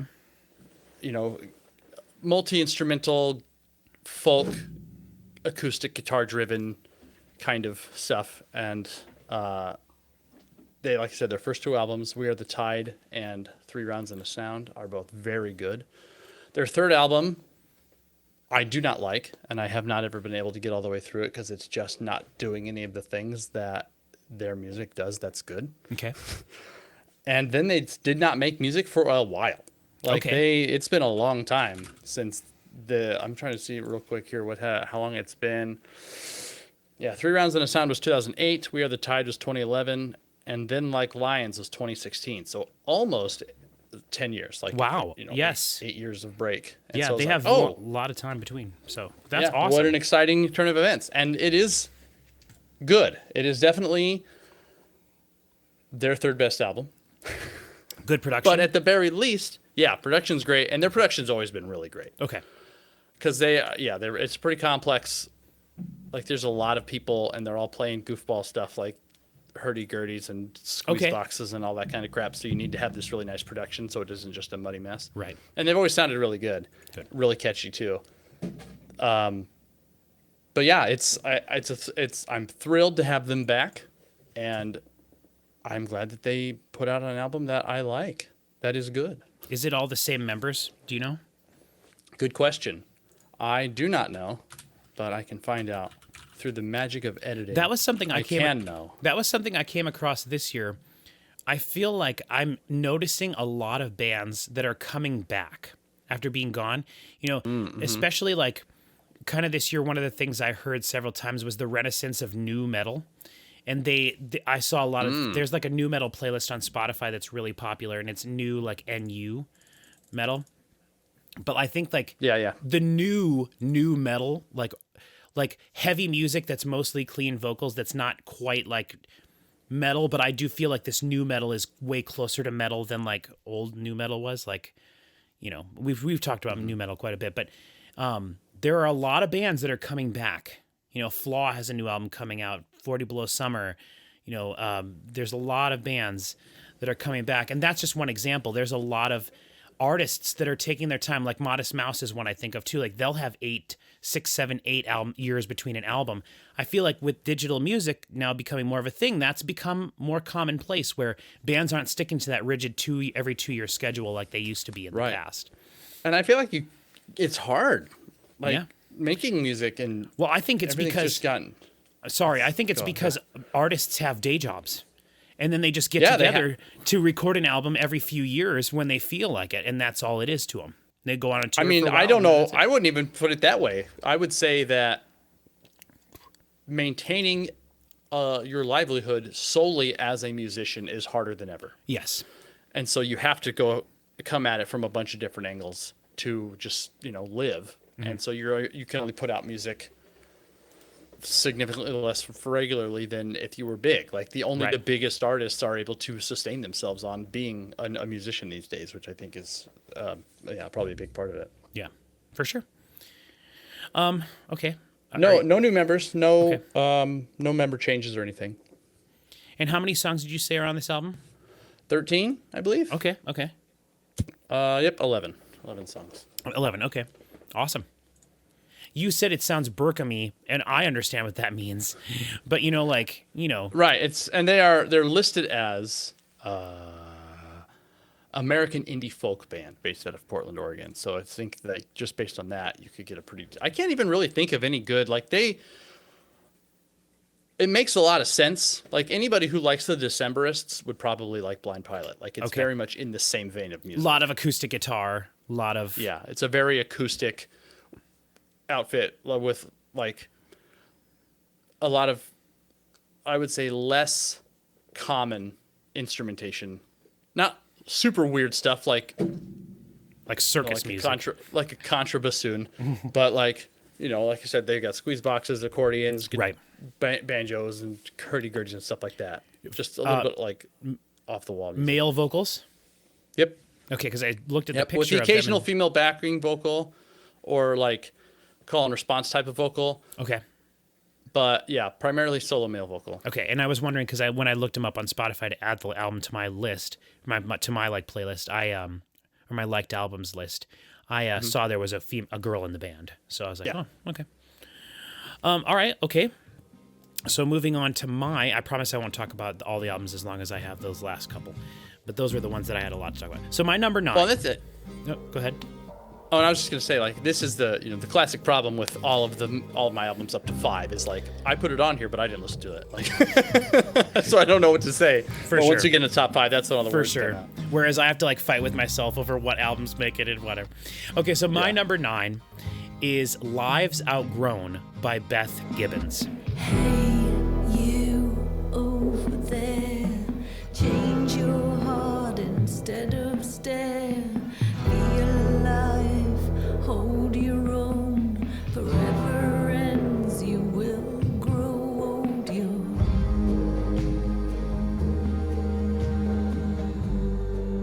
So this is an album that when I found out about this earlier in the year, I was very excited. So Beth Gibbons is the former, well, she still is, I guess, but they haven't made an album for like 15 years. Beth Gibbons is the female vocalist, the singer for the band Portishead. And Portishead, they only released 3 albums. The third album is a joke, forget about it. But the first 2 albums are a masterpiece, 10 out of 10, the greatest trip-hop music that's ever been created ever. Like, without question, literally 2 of the greatest albums of all time. And we will do some Portishead on the channel at some point, because as far as I know, Chris, you have never heard them, and Cody has never listened to them. And like that's just a crying ass shame, You because- gave me a Portishead album, a I'm CD. sure and I got did. it somewhere, and I've listened to it. Yeah, but you probably don't remember a second of it, and that's fine. But anyway, Yeah, I couldn't. well, we pick talk it out about of the lineup. I bring up Portishead when we talk about Silent Hill soundtrack because the Yeah. aspect of the original Silent Hill soundtrack, not the terrible one that came out this year for It is not Silent terrible. Hill 2. It is if you compare it to the first one. The cool thing about the first one was all the crazy like lo-fi drum samples that were happening throughout every song on the original Silent Hill 2 soundtrack. That's what I like about Silent Hill music in general. And why I think Akira Yamaoka does well. And actually, he just released a new soundtrack for a new video game called Spotify recommended to me the other day, and I was listening to it, and I was like, man, this is way better than this stupid Silent Hill re-recordings. But anyway, so Beth Gibbons is the singer for Portishead, and we don't need to get into that. Portishead is Portishead, and they're a classic and legends in the music industry for a reason. She has released 2 solo albums in the past. One is sort of similar to this, but it was featuring another artist who helped her make all the songs, so it's kind of a double release, like a duet album, although she did all the vocals. And then she also released an album live with an orchestra, doing like some classical piece where she was doing the vocals, and then it was just an orchestra and her. And it was not pop music at all. It was classical music. And so this is Lives Outgrown. It's 10 songs, 46 minutes. So each of the songs are pretty beefy. There are certainly no 2-minute long songs on here. She has 787,000 monthly listeners, which is really good Wow. for this style of music. And of course she is from England. So what this music is, Chris, it's sort of similar to the Calandra without all the like nature aspects of it. And at this point, hey Google, how old is Beth Gibbons? 59 years old. Beth Gibbons is 59 years old. So I would say if I just showed you one of these songs, you could be like, okay, this just sounds like old woman singing with acoustic guitar. And when I was listening to it for a while, I was trying to think to myself, like, is there more to this than just like old lady voice with like quiet guitar? And it turns out, yes, there is. There is way more to this. There is a deeper layer here that makes this special. The production on this album is flawless. This album is a low frequency album. This is not a high frequency, crisp, clear album.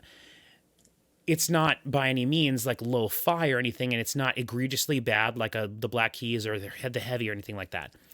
This album is a chill album, which is what Beth Gibbons sings. Beth Gibbons would never sing on a fast song. It wouldn't work. Her voice is literally not made for that. She does have a bit of that, like, we talk about it with guys all the time, like old man voice. I feel like we say that all the time. And generally we mean that in a positive way. Like, this dude's aging really well. He's got his old man voice finally growing. This is old lady voice. But not like Marianne Faithfull. I don't know who that is, but probably not. That's the lady who does the na-na-nas in that Metallica song. Oh, no, not like that. No, and not like Lucinda Williams. Anyone who knows Lucinda Williams will know, just like not like that. This lady doesn't sound like she has any sort of marbles or anything in her mouth while she's singing. Beth Gibbons is awesome. I love all of her vocals on Portishead. Her live performances are incredible. And this is sort of similar to the way she would sing on Portishead stuff, but all the songs are sort of acoustic guitar based for the most part. And the acoustic guitar is so well recorded. It feels very earthy. It feels very wooden, right? And it's the guitar's in the middle. Her voice is in the middle. It's very well done. The drums throughout the entire album, there's no cymbals on the entire album. So it's a lot of like, not necessarily drumsticks, but like mallets and like padded mallets. And there's a lot of tom hitting, like doom, doom, doom, doom, doom, doom, doom, doom, doom, doom, doom, doom, like almost tribal sounding. And normally I'm not a big fan of that, but the way that they use the drums on this album are just, oh, it's so beautiful.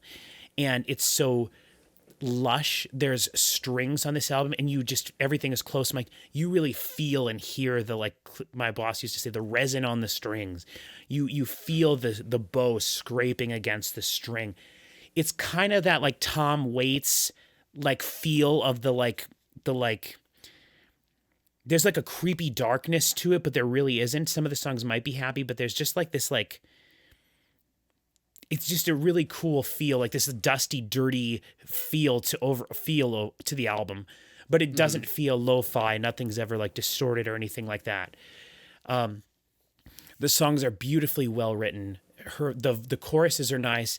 They have background vocals. One of my favorite songs on the album has children singing, like a little group of children singing on it, which normally I hate when children sing in pop music, but it's really cool the way it's done. It's a really, really, really good album. I feel like you could take any human being and sit them down and have them listen to this, and it would not offend anybody. It would not. Yeah. Anyone would be able to sit there and enjoy it. But if you're an audiophile, if you're a person who like wants to sit and focus, and you do that with this album, then you can dig deeper and find the extra layers that exist here and really find something special. This album, I put it like above several things on my list that I was fighting whether or not it was better than Dan, and I ended up having to move it up a little further, like into the higher numbers than I wanted to, just because of how good and catchy and like enjoying, and like I get a lot of enjoyment listening to some of the other albums on this list more. Whereas I feel like if this was a list of like the best albums of the year and not necessarily like my favorites, this would be higher. This is like a snob would love this album, a music snob, right? I've got Burden of Life playing right now as you talk about it, just so I can sort of get a hint of what you're talking about, and I can totally see what you mean. Like the malleted drums, like they're bouncing all over the place. There's these weird like string string digs, and it's just doing a lot of really wild stuff. And it's kind of like this. It's got this distant, almost reverby kind of style to it. But I'm liking it so far. I think it would be, I'll definitely want to listen to this. Right, and I'm going to show it to you when we film that video, except you just ruined what it sounds like to you by listening to it ahead, you spoiler jerk. Well, I understand. It's so much easier to interact with if I know what you're talking about. I know, 1,000,000%. I'm joking, but like, yes, I get it 1,000,000%. The purpose of us filming the video later on will be more to show everybody, not necessarily ourselves, but yes, that. So no, I'm joking, but like, we're good. But like it's a special album. Like I said, there was a minute where I was listening to it and I was like, is this just old lady voice singing? And then I was like, no, this is much more to this than that. and it's a really special album. So that's my number 9, Lives Outgrown by Beth Gibbons. Very good. My number 9 was in your honorable mentions list. Okay. So the other day I was going through and listening to some of the stuff that I had from that, when we went and picked out a bunch of albums thing, like trying to finish out the last 2 spots on my list. And I gave Neon Inferno by One Morning Left another run through, and I was like, man, this is ripping.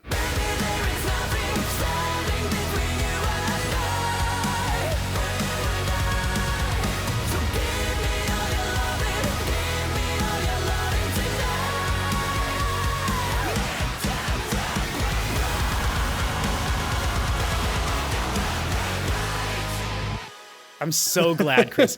I was listening to that and I was like, Chris needs to hear this. He needs to hear this. I think he would like it a lot. It's great. Yeah, it's like it's like a synthwave metal kind of thing, and it just like the energy's just always there, and it's like it's and then you just get the next stage of it is even more of what you had before, and it rips. It's great. It's a lot of fun. Yeah, I only ever made it through the first half of that album. I never listened to the rest of it, which is probably one of the reasons why I didn't include it on my list at all. And I have 13 songs. Yeah, I have no reason for not continuing to listen to it and pursuing it more. It is one of those albums where it's like, this is great, but a whole album of this is like, what am I doing that I could get, because it feels so situationally important, where it's like, I was doing some stuff in the garage. I was like cleaning the garage, and it was awesome for that. Yeah. And it's not like I'm, suddenly pick everything up at once and just throw it out into the forest, but it just like, it's really good garage music. Yeah. Well, when I was showing it to you in that video, I said it reminded me of a band that I really love that only released 2 albums called Blessed by a Broken Heart. And they were sort of a metalcore band that had crazy synths. And like, to me, they had a song called Move Your Body on that one. And it was literally just like, move your body, move your body. And it was totally ridiculous. But like, the point of that song was to exercise to it. Yeah. It was like an 80s jazzercise song, like, but crazy metalcore, like synth guitar, shredding guitar, like 80s hair metal thing. And to me, that's kind of what this was too. It was like, it's that cool mix of 80s synths and just like modern heavy music, but like the dude's voice is also kind of like Coheed and Cambria, like high falsetto voice. Mm-hmm. So it's like that's not necessarily my cup of tea all the time. So I agree. I think that's one. But thing it fits. It fits together really well. It's got such a good thematic vibe to it. Like this is fingerless leather gloves and aviator glasses and just like keytar. Yes, not taking itself seriously at all. Absolutely. But they're having a blast. But doing what it's doing really well. Yes. Yeah, it reminded me of like last year, Eskimo Callboy, which then changed to Electric Callboy. That that was maybe 2 years ago. But that sort of like style of humor. That like, yes, everyone in this band probably has a mustache. Like can, like you said, the fingerless gloves and the mullets and the mustaches and keytars and like totally. That's what this is. So if anyone like hears that description, but also with pretty heavy and like it is and like really like good riffs and stuff, like I forget. It's heavy, it's fast, it sounds fantastic. I think the first song features a guest guitar player, and there's like really cool like 80s shredding guitar in there. And if I remember correctly, the rest of the album doesn't really have that, so don't listen to the first song and expect that to be on every album or every song on the album. Yeah, I mean the first song is called Emerald Dragon. Like yes. You're getting so much of what you need to expect out of this album based on like the fact that it's called Neon Inferno and yes. songs like Emerald Dragon and Maverick, 3, 2, 1, Go. Like yes, 1,000,000%. It's so awesome how you can like look at the titles of an album, of songs of an album, and just be like, oh, I know what this is. Michael the Knight. 1,000,000%. They do have that cover of Beat It that's like, but that's fine. And even still, great. It's a good cover. It's just like I probably heard better covers of that song. Mm-hmm. But yeah, 100%. So and how many listeners did you say they have a month? 106,000. That's pretty low. I would think it'd be higher than that. I think that might be the lowest of all of my albums. Oh, interesting. See, I have 3 artists on mine that are like nobodies. So Right. okay, so now we are on to my number 8. Very excited to tell you about this album. Yep. So my number 8 is Baby Damn by Liz Brasher. In a circus, drop the lights, looking backward, chasing night.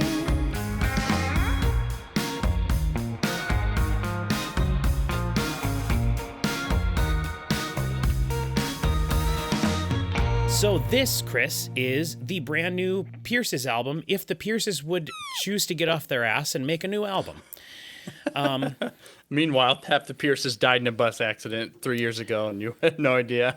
No, they don't, because I've been following them, waiting for them to do anything, and they have not. Yeah. They're still alive. One of them has like 40 children, and the other one has a child, and she likes to post pictures of her in like a bikini and stuff, making, crafts and things. But, they're not working on any music, so it's like, come on, Pierces. Bummer.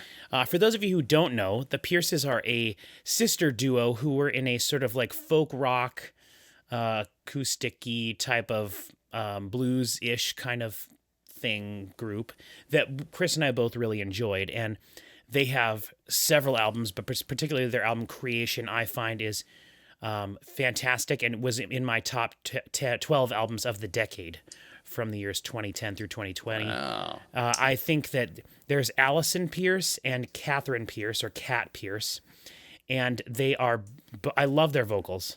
And Allison Pierce is the older singer, and she has a bit more of like a smoky voice, deeper voice. And Catherine Pierce has a bit more of a poppy voice, but they both have a lot of air and whatever in their voices. It doesn't matter. But the reason I'm talking about that is this description is really like, you could, if I didn't know you were talking about the Pierces, I would think you were talking about Isley. Oh, interesting. Well, anyway, I was talking about the Pierces, and the reason I bring that up is because Liz Brasher sounds just like a combination of the two Pierce sisters. She has that sort of deeper, smokier voice, but she's also, I feel like she feels a little bit more like young and hip. Not that the Allison Pierce feels old or anything like that, but she is a newer artist. She has released one full-length album and an EP before this, so this is her second full-length album. It's her first album on like a new, bigger record label.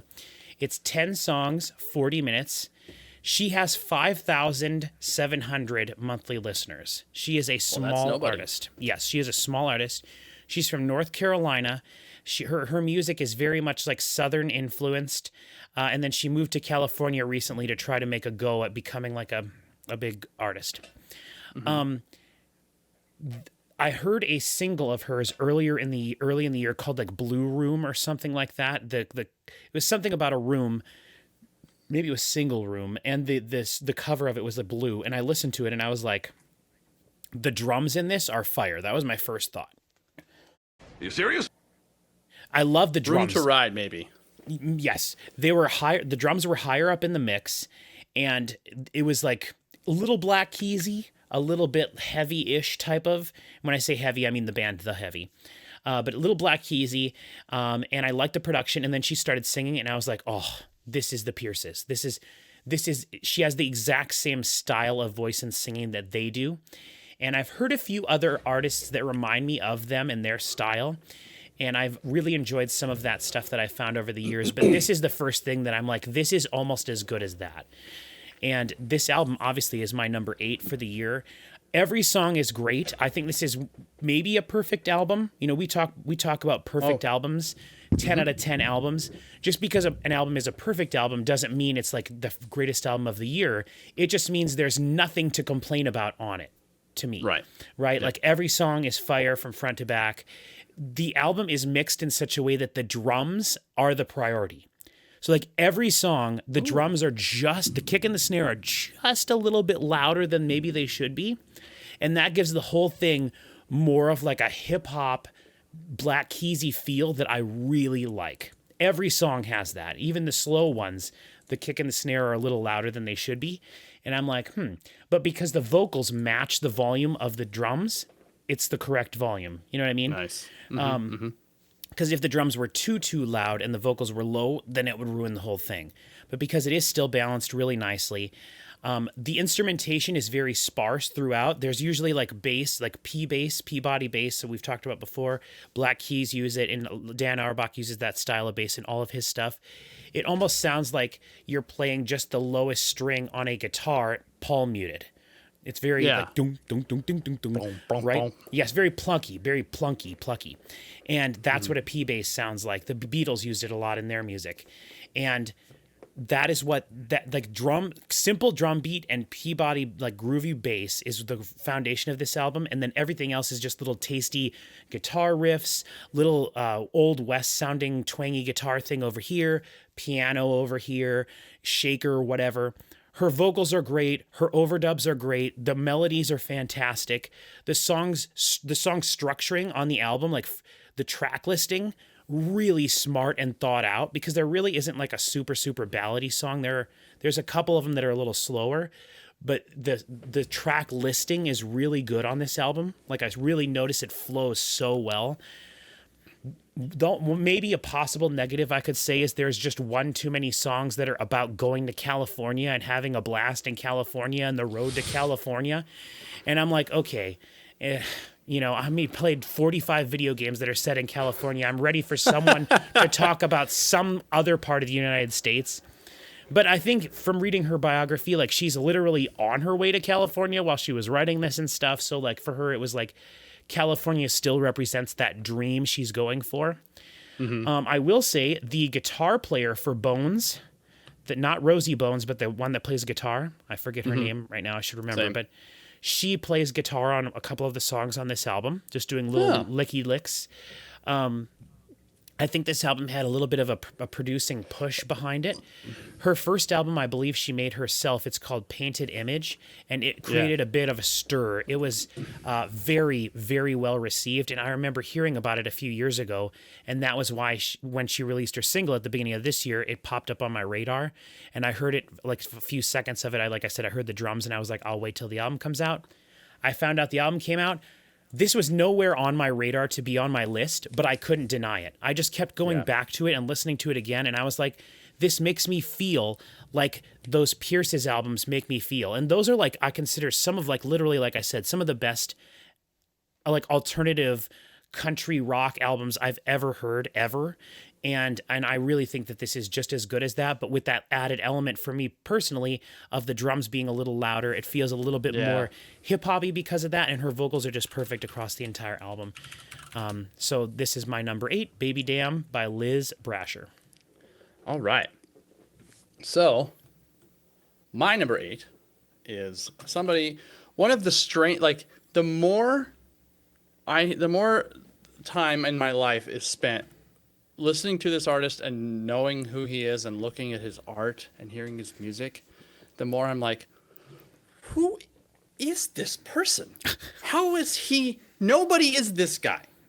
Like his combination of his style of music doesn't match his look, doesn't match his album art, doesn't match anything that his songs are about. It's all just like some weird AI hodgepodge. And it's Bill Murray, not the actor. Okay. But just, and it's one word, Bilmuri, Bill Murray. And it's his album is called American Motorsports, the 420cc edition. And the confusion just starts right there. So tell me I'm the worst, and you hate me now. Please tell me that it's too late now.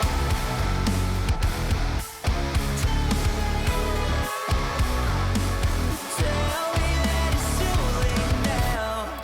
Spotify picture, like he's a bigger dude, white, constantly filthy apparently, and like his so there's an American Motorsports regular album which is 10 songs, and then there's the 420cc edition which is 14 songs, so this is technically the deluxe version, so everything's fine, but 14 songs, 39 minutes. And like the cover art it's him holding a dog with his foot on top of an old lawnmower in front of a white garage in a driveway, and it says 420cc edition down the side, and then in Japanese underneath of it. And it's like, why Japanese? And his music is so much of it is like, it has like this kind of pop, like male pop, smooth vocal, primarily in terms of the way he sings.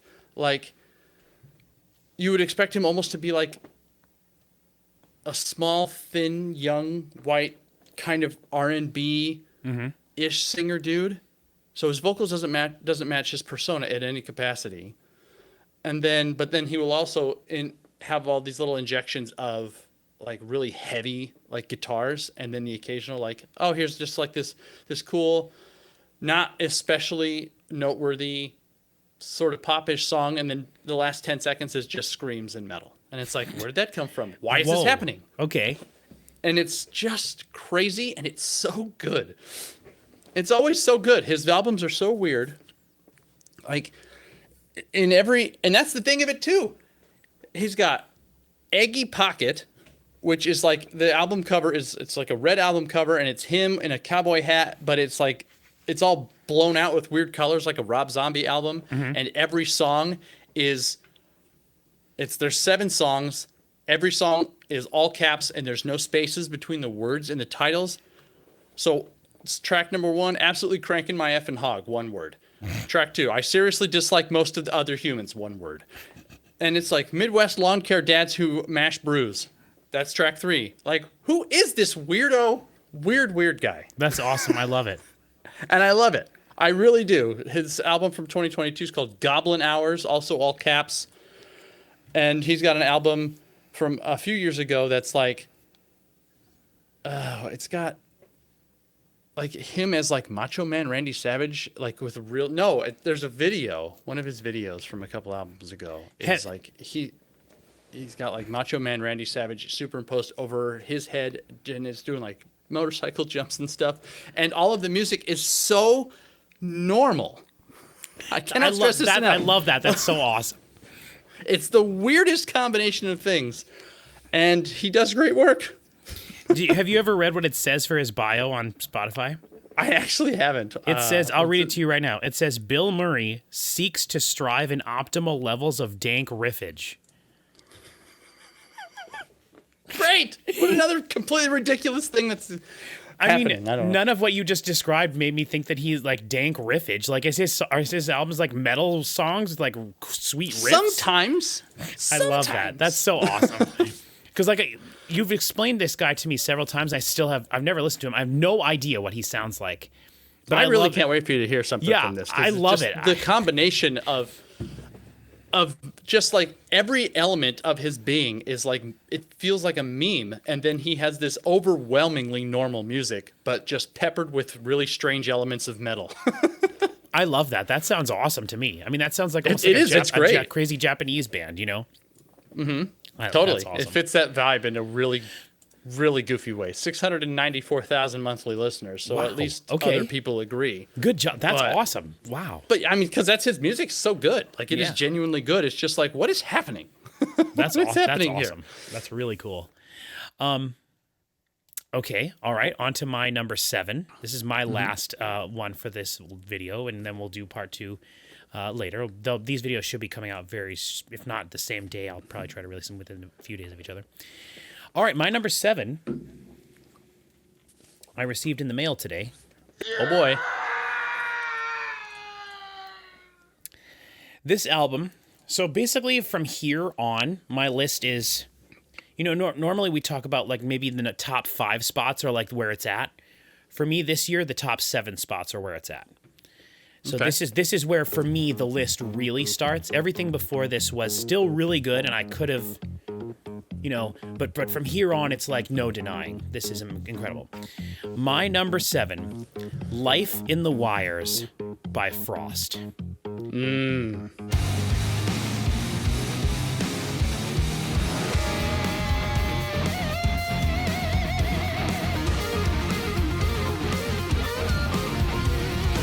14 songs. This is a double album. 14 songs, 1 hour and 25 minutes. There's 85 minutes of music on here. It could not fit on one CD. This was the number 1 album of a friend of mine as well. they, surprisingly enough, for the amount of people that I have seen talk about this album online, they only have 27,000 monthly listeners on Spotify. Whoa. Yeah, yes. And I will say one of the things that I did earlier this year that has sort of impacted my impression of a little bit of music, or at least one specific genre, I decided to join a few Facebook groups that were about CD collecting. Okay, that's interesting. Because I thought, interesting. I thought, I know about CD collecting, and I have some very rare CDs that probably no one else has. So I was like, I'm going to join some CD groups and see if I'm vibing with them, and then maybe I'll start posting just some pictures of some of the stuff I have. And what I found is CD collection groups are basically places for people to talk about prog rock and prog metal. Is basically what I found out. And the amount of Facebook posts that I saw about specifically a band I've never heard of before that's just called Millennium, that's a prog rock, prog metal band that's been around since I think 2001 or something. Never heard of this band, but boy, have I seen them posted about. They released a new album this year, and I never really got around to listening to it. But anyway, sorry, that's a prog rock, prog metal thing. But the amount of posts that I've seen talking about this album, Life in the Wires, is egregious for the fact that I see that there's only 27,000 monthly listeners on Spotify. So It's like they're not reporting numbers somehow. Like it Well, seems impossible. And the other thing too is like you got to think like maybe people who are into prog music, prog metal, they're probably the guys that are using Tidal. You know what I mean? Yeah. Or they're listening to the CD. Like they're not. They're a little bit level snobbier just inherently by the level of technical musicianship that goes into what makes prog music. But anyway, I digress about that. I'm just slowly becoming a fan of prog music, and the band that got me into them is Frost. And I was just very recently listening to my top 12 albums of, I think it was 2014 or 2015. I'm not too sure, but one of the years that we were doing the music room, my mom and I recently went on a little trip to visit my sister, and so I grabbed a bunch of CDs off my shelf, and they were. When I used to work at the recording studio, I would make CD compilations. I don't know if you remember any of those that I gave to you, but like I'm super proud of I've still all got of one those that somewhere. I did a bunch of them. Like I would make these sweet, like you think back in the day with cassettes, people would make mixtapes for each other, and then they would make mixed CDs for each other. What Yeah. I would do is I would pick something like Game of Thrones, and then I would go into the TV show and pull dialogue from the shows and then incorporate it into songs and interludes in between songs that I felt perfectly represented an aspect of a character from Game of Thrones and make this Yeah. sweet mixtape of all this stuff. I did it with Game of Thrones, Luke Cage, the TV show, a series of unfortunate events, which has like one of my favorite vibes of anything ever. I did it with all these things, and so we were listening to some of those. And then also what I would do every year is I would make a CD compilation of all the album, my top 12, plus some additional honorable mentions, and I would like weave the songs together and stuff. It was really cool. But I was very happy to see that the year that Frost's album Falling Satellites came out, I found it, I discovered who they were, and that was my, I think, number 5 for the year that it came out. So for those of you who don't know, Frost is a progressive rock band. I guess I would call them maybe progressive electronic group, but they're a prog band of some kind. Sometimes prog metal, sometimes prog rock, sometimes electronic prog music. And they have mostly clean, all clean vocals. They can have 25-minute long songs. They can have 3-minute long songs. They can make pop songs, which is what I enjoy them for. The fact that they can make a pop song with a regular structure, verse, chorus, bridge, chorus, done. That's the structure of a lot of their songs. They can also make a song that's 10 minutes long with no repeating parts. You know, so they can do the prog thing, but they also they're not afraid to make a pop song. And I'm not going to go into the whole like origin of this band and everything. I've talked about them on the channel before, but I've become a big fan of this band. And 2 years ago, they released, or 2 or 3 years ago, they released their album Day and Age. And on that specific album, and I only found this out recently listening to some interviews with them about this album, that album was meant to be no solos. So they wanted to make an album that was more about like crafting songs and vocals and some like sound effects and things, but they didn't want to use a lot of synth pads and synth elements. It wanted to be a little bit more organically rock. And I personally found that album to be less entertaining and a little bit more boring than their previous music they had released, and then especially this album. So this is a concept album. I don't know if you have a friend or a couple friends that are into this, Chris. I don't know if they've talked to you yet about what the concept of this album is, but No. it is basically the show Livewire, which is in between a lot of the songs. There's like this radio DJ who comes in with this really lo-fi like AM sound effect, and he's like, "That was a really good one here on Livewire. Now we're gonna go to another track that's like, so it's like an ongoing radio broadcast." That's cool. And honestly, that aspect of the album is slightly annoying to me, if I'm being honest. I really like that idea in concept, but I feel like the way they executed it left me wanting a lot more. Like, Sure. I was listening to this album right as I was finishing my very first ever playthrough of the Alan Wake games. Nice. And in Alan Yeah. Wake, you go through the levels, and when you find a radio in the game, you can push a button, and it like plays. There's like one of the characters in the game is the guy who runs the local radio station, and there's like a radio show that plays where he like interviews people from the town and stuff. And there's a bit of like a creepy Silent Hillish type of vibe to that game. But it's also very like matter of fact, like small town radio station type of thing. At least the way it would be presented. It very much reminds me of Northern Exposure, which is one of my favorite TV shows of all time. But that while I was experiencing that, and then I got this, and this reminded me of that, like it was trying to almost do the same thing. And that's sure. kind of, I felt like it was a little lacking. However, like 3/4 of the way through the album, he's like, "That's it for Livewire. We're done now." And then they end that part of it. And then the rest of the album is the part of the album that I really like. But that part of the album is like 40 minutes long. So I'm okay with it. But It's really strange to abandon a concept album halfway through an album. very much so. Very much so. It almost feels like this album could have been just that. And then if you would have the rest of the songs on the second disc as like a whole separate thing. But for some reason, they end it on like track... there's tracks 1 through 8 on the first disc, and then tracks 1 through 6 on the second disc. But the radio program stuff ends on like track 1, but basically I like the second disc more, is what I'm saying. And if it was just the second disc, I would be happy, but I really like the first disc as well. The first disc is much more prog. It's much more, you can listen to a song and there's maybe 1 or 2 repeating parts, but like the song is 7 minutes long. The first 3 minutes of it are like verse, chorus, and then the song totally changes and they riff on that for like 3 minutes and then the song's over. But that riffage, that like and then when I say riffage, I don't mean guitar riffage. I mean like the song ends and then they have this little glockenspiel part that plays and it repeats a bunch and then they add a part, and then they solo over for like a minute and it builds and it keeps adding parts into it and changing, and the rhythm is crazy. This album is all about solos. It's absolutely insane, the technical musicianship. It's the opposite of their previous album. Jem Godfrey, the main writer for Frost, has said they wanted to go back to the feeling of their first album, which is called Million Town. One of their biggest songs of all time is an instrumental song that's I think like 15 minutes long called Million Town. It's very long. Maybe it's 20 minutes. It's a big one. Sure. It's 25, yeah. 25, yes. 26:35. Yes, and that song is brilliant. It's great. I don't like it as much as any of the other songs on the album. I feel like the rest of the album is better for Million Town. There's no song that's that long on here, but there is, I think, an 8. The penultimate song is, I think, like 18 minutes. Do you want to look how much the Life in the Wires is? Yeah. I think the penultimate 15:50. song, which is like Life in the Wires Part 2, is 15 minutes. That song's phenomenal. My favorite songs easily are Propaganda going into Sign of Life. My favorite individual song is Moral and Consequence. Nice, okay. Fantastic soloing. The first half of the album has more experimental stuff.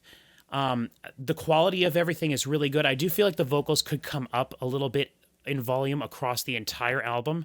However, that's kind of a Frost thing. The guy who's mixing it is the guy who's singing a lot of the times, though everyone in the band can sing. And so I feel like he kind of just mixes the volume of the vocals down because he doesn't want them to feature like a pop album, and he cares a little bit more, I think, about the music. But the vibe of this album feels fantastic. The synths are amazing across the whole thing. It feels a little bit more electronic than rock based. Almost a lot of the solos are keyboard solos and synth solos. There are a few times where the guitar does come in and shred, and it just feels really special. A lot of the soloing is combination guitar and synths. The vocals are all really nice and well done. The lyrics across the album are they're very much what I consider to be Frost lyrics. They're sort of a very generic commentary on like how frustrating the world can be because of technology and stuff. And Life in the Wires also sort of references being in the internet and also like cutting the wire to like go back to a time when life was a little bit more simple and things like that. And so the lyrics are always very sarcastic with Frost. Like they're always very much like, they look at, I believe Jem Godfrey looks at the world the same way I do, which is glass half empty first.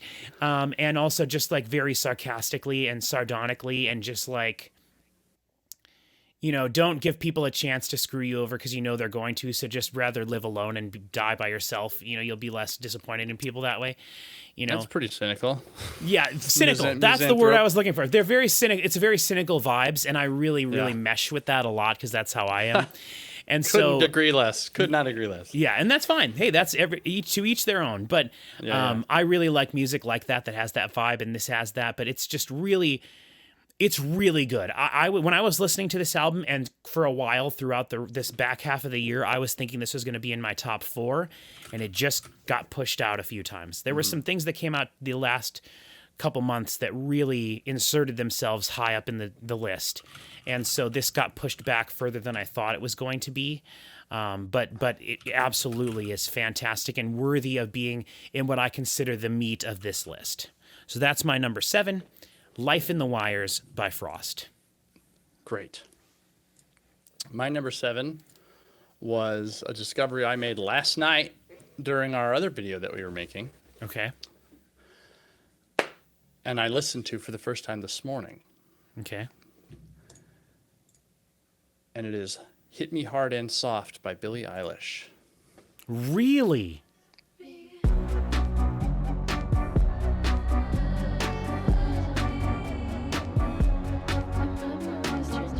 Wow. Okay. I was really surprised myself. I love her first album. That's the one with Do You See Me in a Crown or whatever? Yeah. See Me in a Crown and Ilo Milo and Bad Guy. Like that album is fire. It's so good. Yep. The second album did not do anything for me. I gave it a listen once, maybe about half, and I was like, this is just not for me. Okay. But then I saw this like, okay, well, let's do it. Let's see what we got. And at first it starts off with like a ballad, and I was like, oh boy, we're going to need to do something about this. Like Okay. it was fine. Sure. It's just definitely like it's a very like personal sort of ballad called Skinny, and it's just. But I don't know, some of her biggest hits over the last few years have been that, like the slow, Exactly. intimate ballad thing, especially Right, since she yes. did the James Bond song. Yes, and that I feel like her second album was a lot of that type of stuff, and I was like, oh, I see. So this is because you'll hear the first album, and then artists basically have a lot of directions to choose from, and sometimes they'll go the way you want, and sometimes they won't. Bruise is a great example of that. Okay. The first album is fire, and then they went the direction I didn't want them to go, and then they just kept doing that, so I don't like them anymore. Of course. Yeah.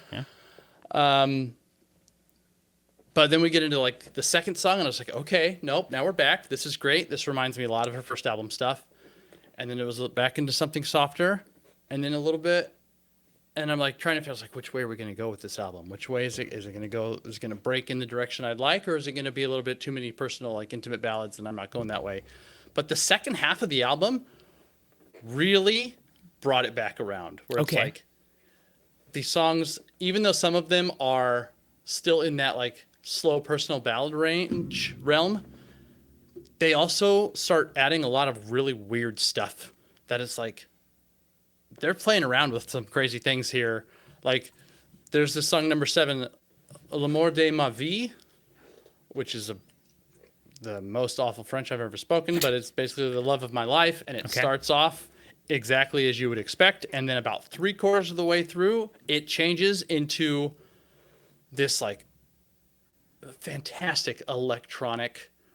I don't even know who to compare it to, but it's like if she made an album of songs like this, we're talking greatest albums of all time. Okay, Like, okay. it's one of my favorite things of all time, and I was like, and what is this doing at the end of this song? Okay.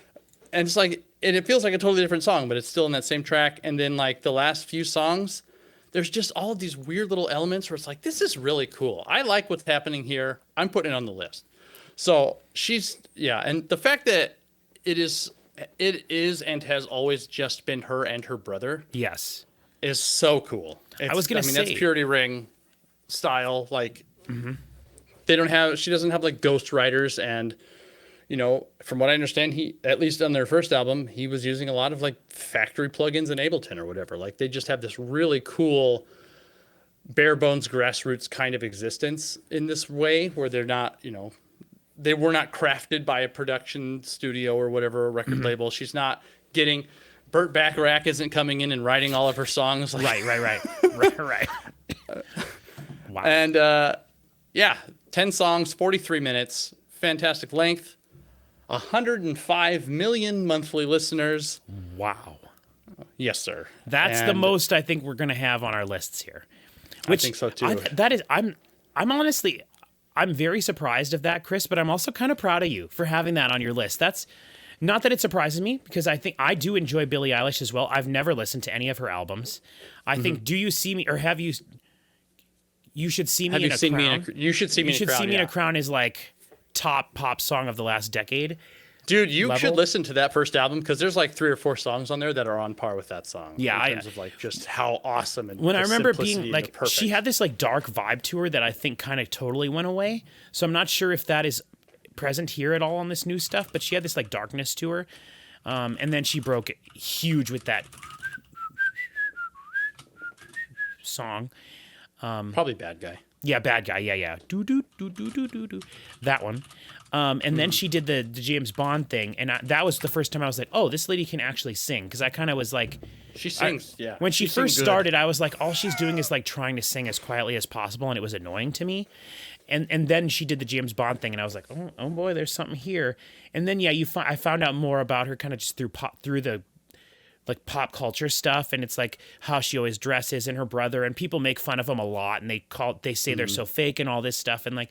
Then I saw her perform. She performed at the Olympics with Snoop Dogg when they were coming to the United States, when they did the like passing of the torch part during the closing ceremonies. Yeah. And I really liked the song that they did for that, which I would assume is probably on this album. It's like a summer one. I don't remember what it's called, but it was a very hot, upbeat, poppy one. oh, sure. And then, and I've heard some of her songs that were on the radio this year. So I probably heard 2 or 3 songs that were on this album. So yeah, that's just so shocking to me. It would be like if you said Taylor Swift or like anything like Right. That's shocking that you have that on your list. And I'm not saying that it should be shocking that either of us have like big artists on our list, but like Billie Eilish was not on my radar at all to even give a chance to. And the fact that she's at your number 7 is really awesome. I hadn't even considered it, until it popped up when we were doing that video last night. For whatever reason, I opened Spotify, and oh no, I think I was flipping through Album of the Year last night, and it showed up. Okay. And I think I was talking to you. They have this aggregate thing that they do now, where they have all of these different outfits or outlets like Kerrang and the Atlantic and all this, like just a compilation of all these different places that will do like music reviews or whatever. And they have the top albums aggregator, which is like 92 different collections of 92 different websites are all taken at once, and it's like, here's the top 25 albums of the year based on the ratings given by all of those, Which is whatevers. awesome. Yeah. Super cool. Love it. The Brat album by Charlie XCX is by far and away just not even close. Like there's her, and then there's second place is 100 miles away. Really? And so Okay. I gave that album a quick listen this morning, and I was like, if this is I mean, this is not for me. This Yeah. is not my style. There was one song on there that I thought was pretty cool, but I was like, this is mostly club music. This is, I don't. See, when I heard the first Charlie XCX album before she got to the United States, the one she made when she was just in because she's British.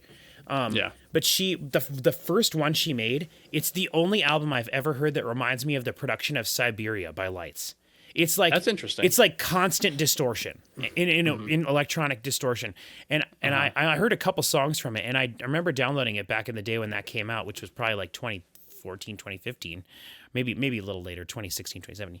But like since then, I have not paid attention to her, and I know she's also one of those people that she's one of those artists that people kind of crap on online as being kind of like a joke or whatever, and I don't know why. Yeah. But yeah, so that's interesting. It's because she's huge. Yeah, I guess. And if she's, like you said, she's miles and miles above of everybody in terms of being the #1 album of the year, good for her. That's awesome. I agree. We'll see But if yeah, she wins a I was Grammy. on.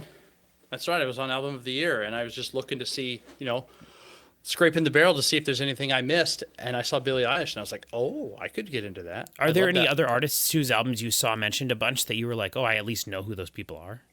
I think they used. Oh, well, I Right? sent you a text about that, so maybe that's your thing. Right, but like that's let me make sure it's the right one, because I always get them confused with somebody else. No, it's not them. Yeah, I was gonna say I'd be surprised if it was them. No, I think it might be The Cure. Oh, they did have a new album come out this year. Yeah.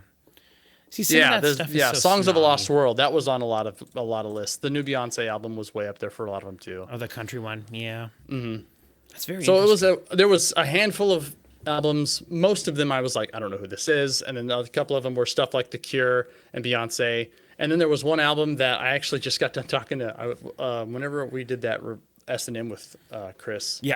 At one point you wandered away, and he and I were talking about some band that is just like you cannot escape hearing about whatever this band is. And he was telling me about him, and I can't remember what he said. Was it And I was Opeth? like, no. Because I know he was talking about how good the Opeth album is.